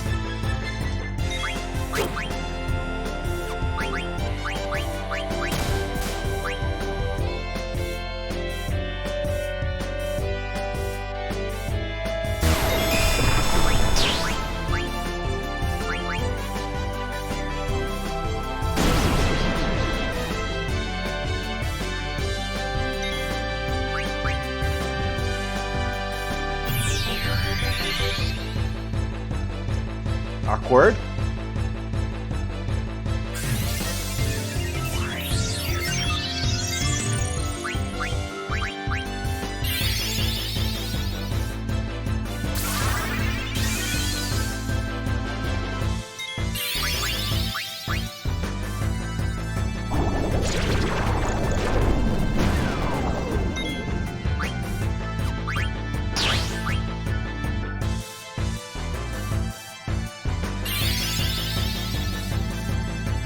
So he should be dropping pretty soon.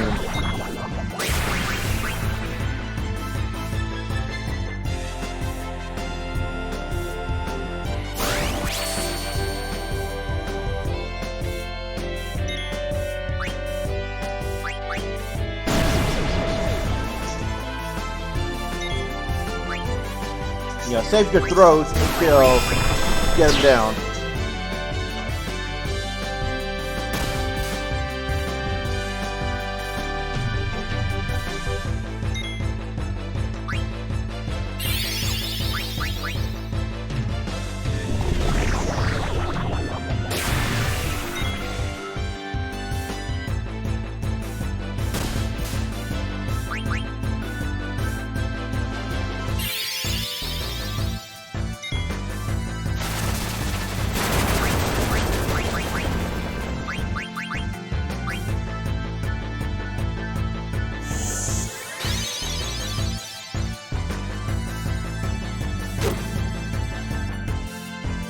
So one more hit and he'll be revealed again.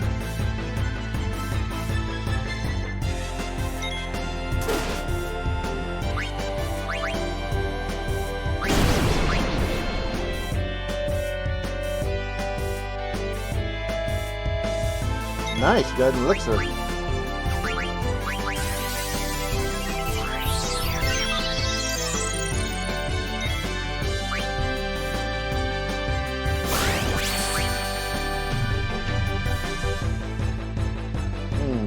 Oh, didn't want auto battle.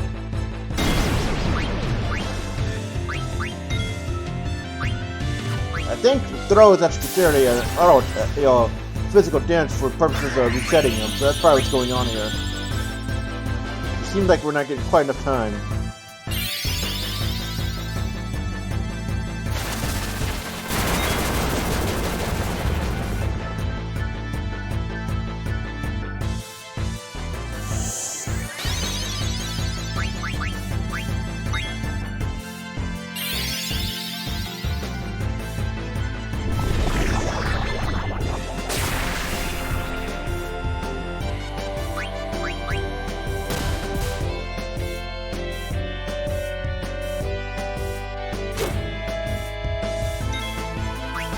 So depending on your setup, it can be a long and protracted battle.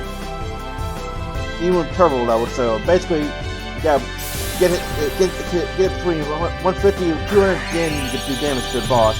Thievery ignores this, so you can have Zidane spamming the shit out of it. And depending on how much you're stealing at this point, it could be either useless or incredibly powerful.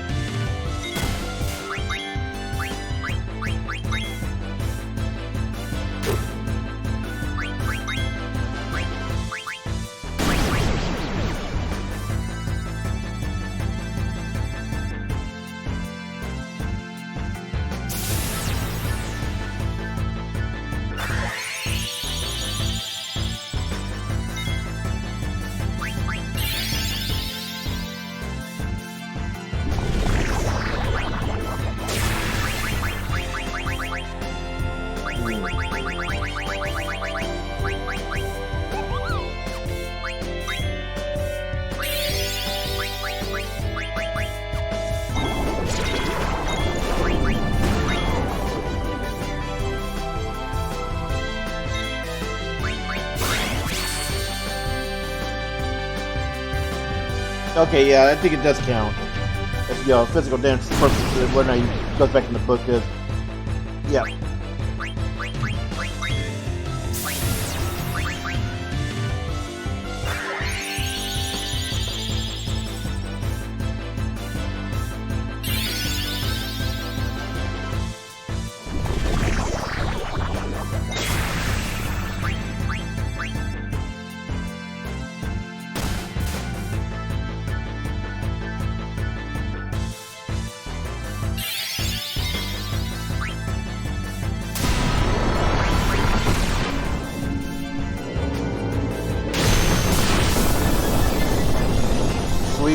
Ignored. Oh wow, we actually got. I don't think I've ever seen a die to auto attack in book form like that. That's pretty cool. This is why you want to do it. You get XP like a normal battle, even though it's a boss, but you also get a crap amount of AP.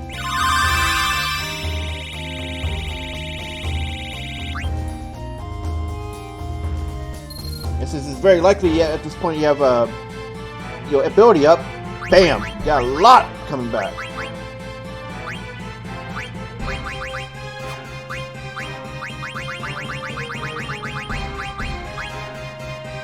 Now the running shoes should be to whoever you think you want to get auto haste on first. If you look at it, if you look at what it teaches auto haste and auto potion and haste. So you look over who has what. Who has the quickest learning for it. Vivi gets it pretty quickly. It takes a while for Emerald to learn it. And I think Zidane may actually be the quickest one to learn it with. So you want to put it on Zidane to get it, so that way you can spam skills and everything. So basically, until you get access to 2 or 3 more of them, you should put it on whoever you think is going to be the most useful with it. I like it on Zidane first. Now let me see where we can get some more of these.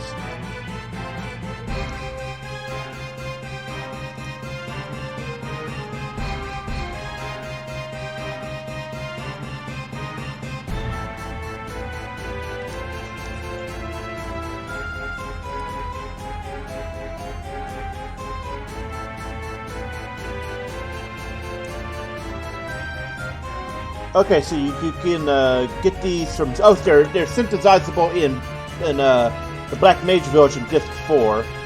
You can also find them in Quan's Dwelling if you have Quina and Vivi. Trino in the Weapons Shop. Okay, in Disc 3. Huh. I did not know there was some there.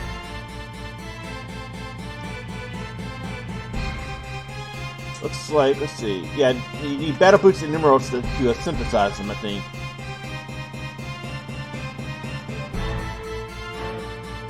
Okay, yeah, looks like it.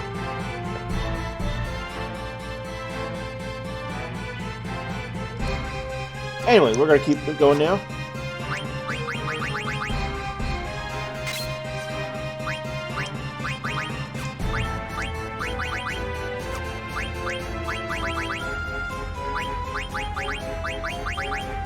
And once you've equipped the Angel Bless, at this point, you know, you've been taking the time to go and level up, rather not level up, but learn all of his abilities, and you no longer have need for any other lower level sword. You have all of his abilities at this point, and you can just keep equipping whatever's the most powerful for it at that point in the game.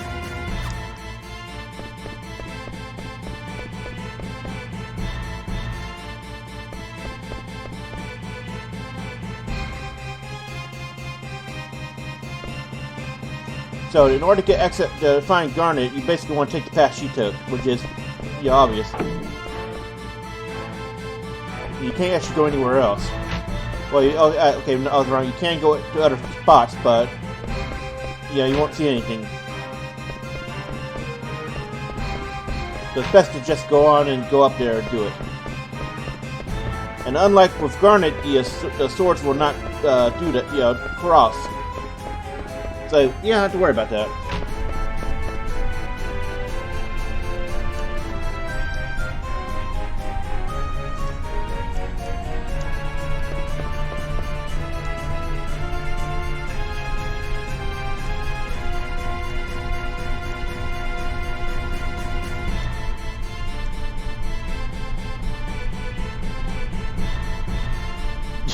Emerald's kind of a dick.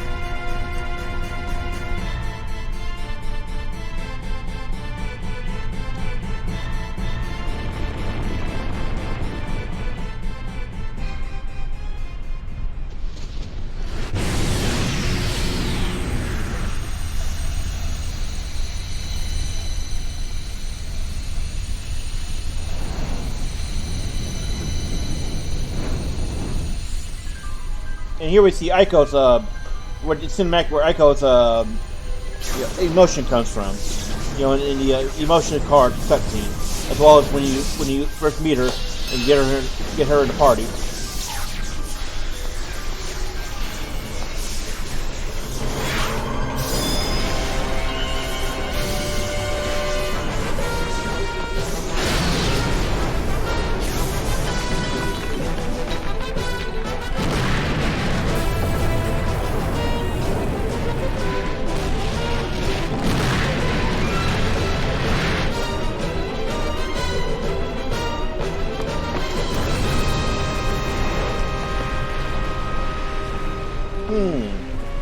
You know, now that all these years later, I didn't think about it, but if you look at the way the explosion went off right now, I think Amarant's arrogance card was actually from this cinematic. It was just a cut shot of him, because that looked a lot like it would belong in this segment. I never thought about it until just now.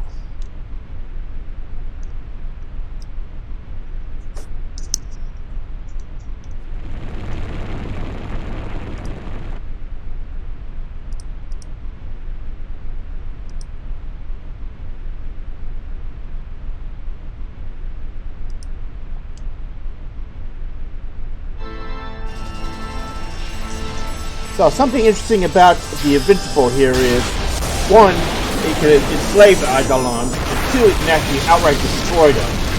Because Alexander gets fucked up at this point. And, you know, Garland does it to prevent creatures from getting control.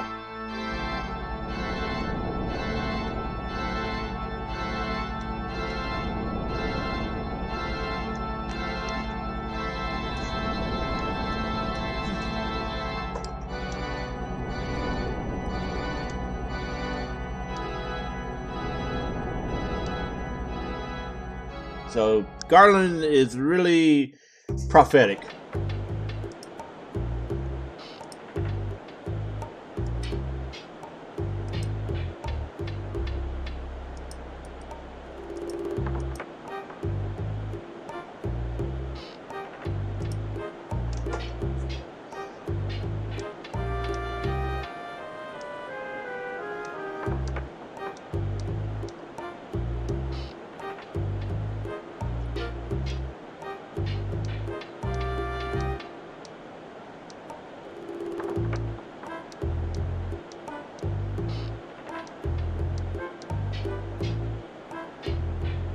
So this is when you get control of Zidane again and are able to run back down, you can actually go and get the Salatio. And you'll notice the chests have replenished.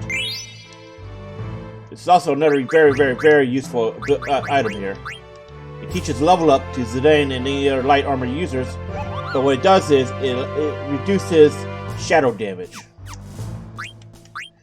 And that is also another key item for dealing with the Super Boss, because the Super Boss alternates between holy and shadow attacks.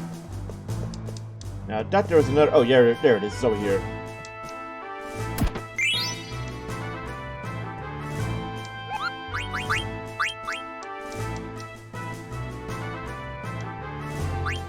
Now, Mercury Mudon is actually down in Limblom. So we're going to get control of Zidane and go get that Salatio.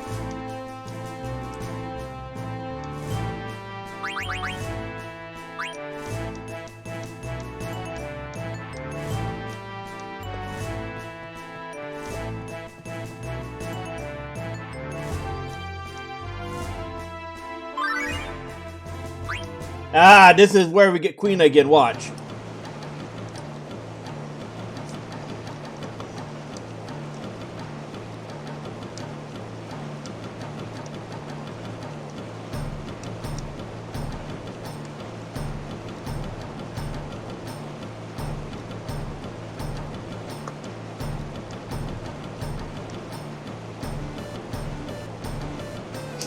Queen just pops right up.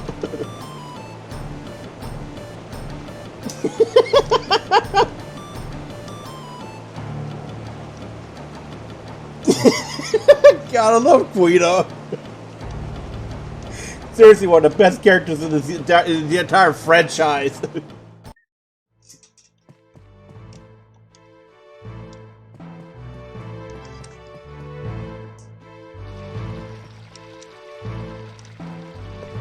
So we're gonna hit, instead of continuing the story, we're gonna go out and get the Salatio.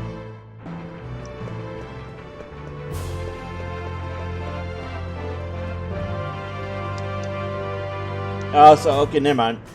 The story will force you into it. Shame. So let's go and do that so we can get free roam back.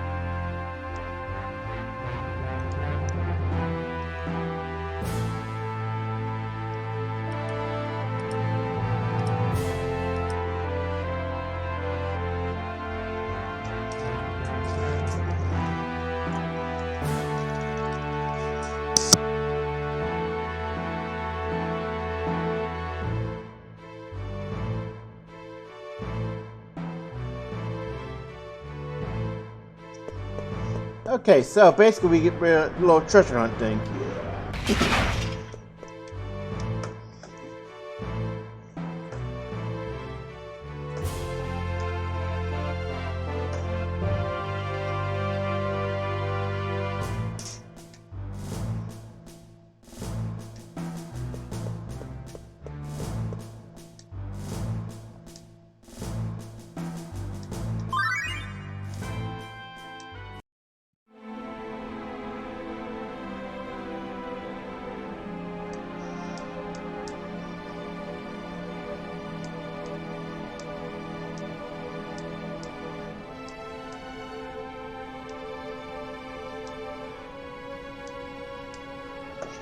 So here we get a something important about Garnet.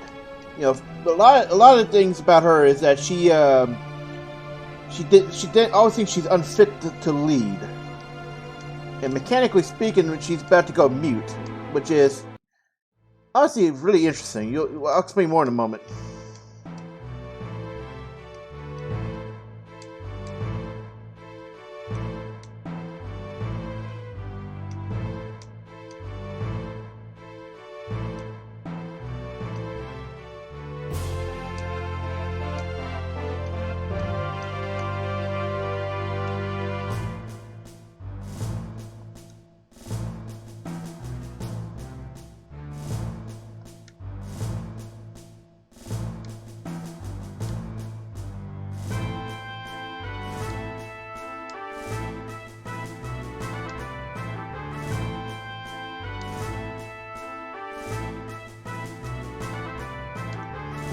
Okay, and there's actually some, I'm going to explain. There's a secret dialogue that it pops up if you take Vivi to certain areas.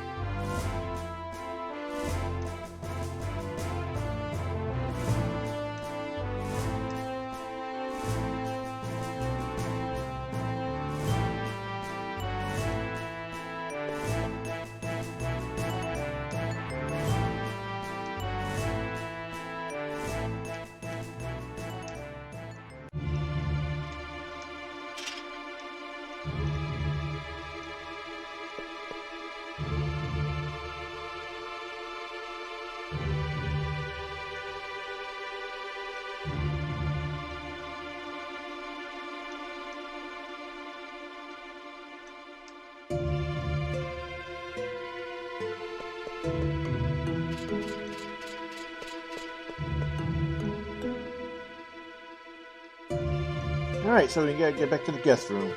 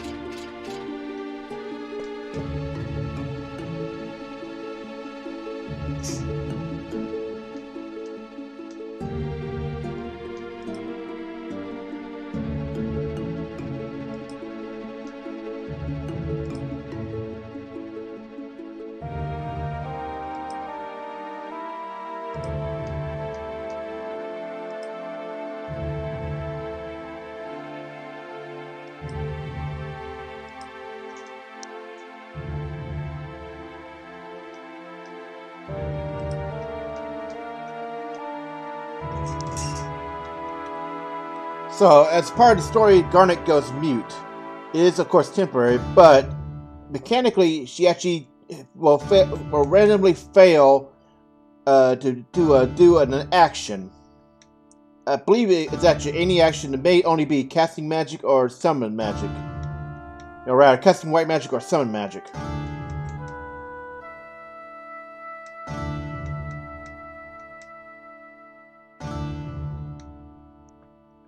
And I believe another mechanical bonus is that, for the duration of it, she's actually immune to silence effects. I don't know if that's actually true or not. Let me look.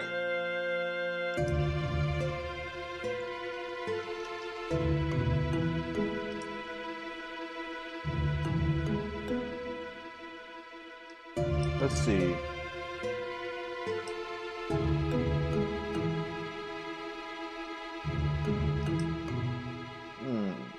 Gameplay.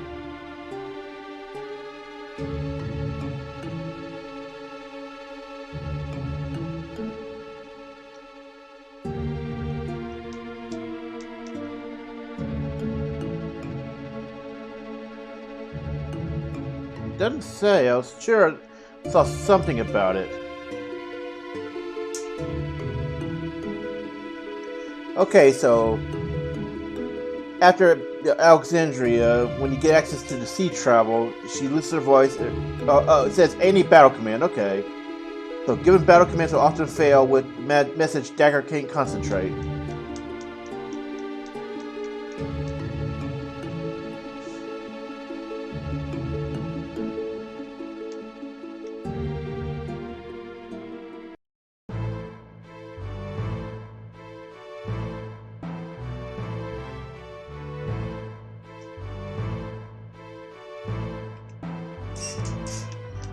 Okay.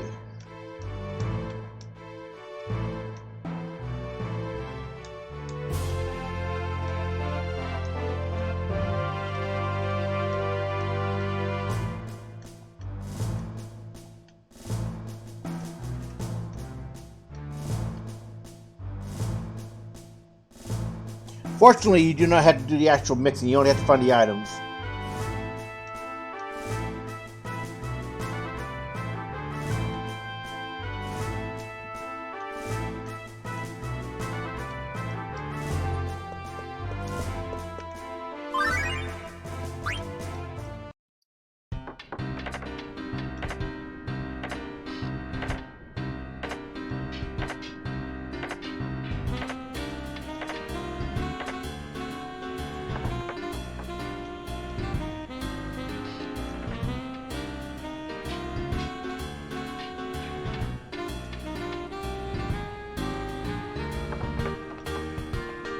So Senna is very protective of his hammer.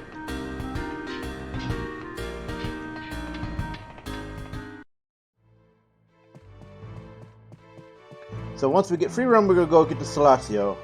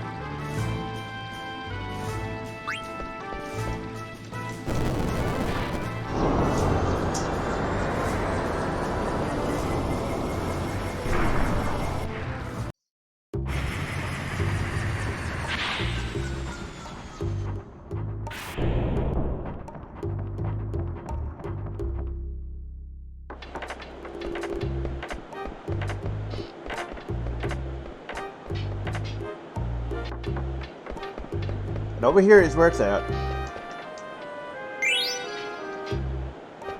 Now, let's see how many we have.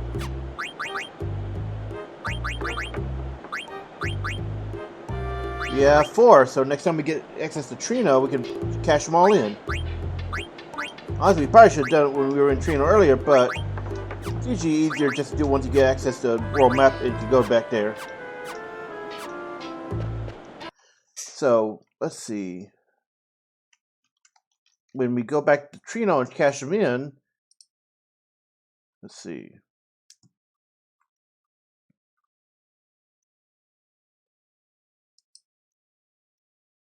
You get an elixir, a black belt, a Rosetta ring. Is that right? Oh, yeah, you get 2. Yeah. Okay, so it's actually Gil, elixir, Gil, then black belt. So because we've only found 8 so far. And then next item will be Rosetta, then Robo Lords. The Robo Lords is very, very nice. It gives a wind damage nullification and teaches Concentrate and Reflect Null, which can be very useful for both healers and, Vivi. Anyway, let's go find that Moogle. We're gonna turn it in. We're gonna take a stop here for now.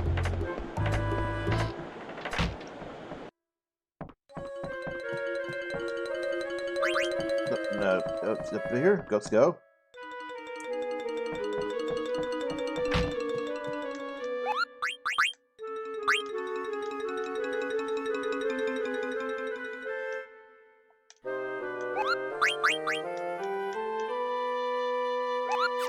Yeah, so we're gonna save.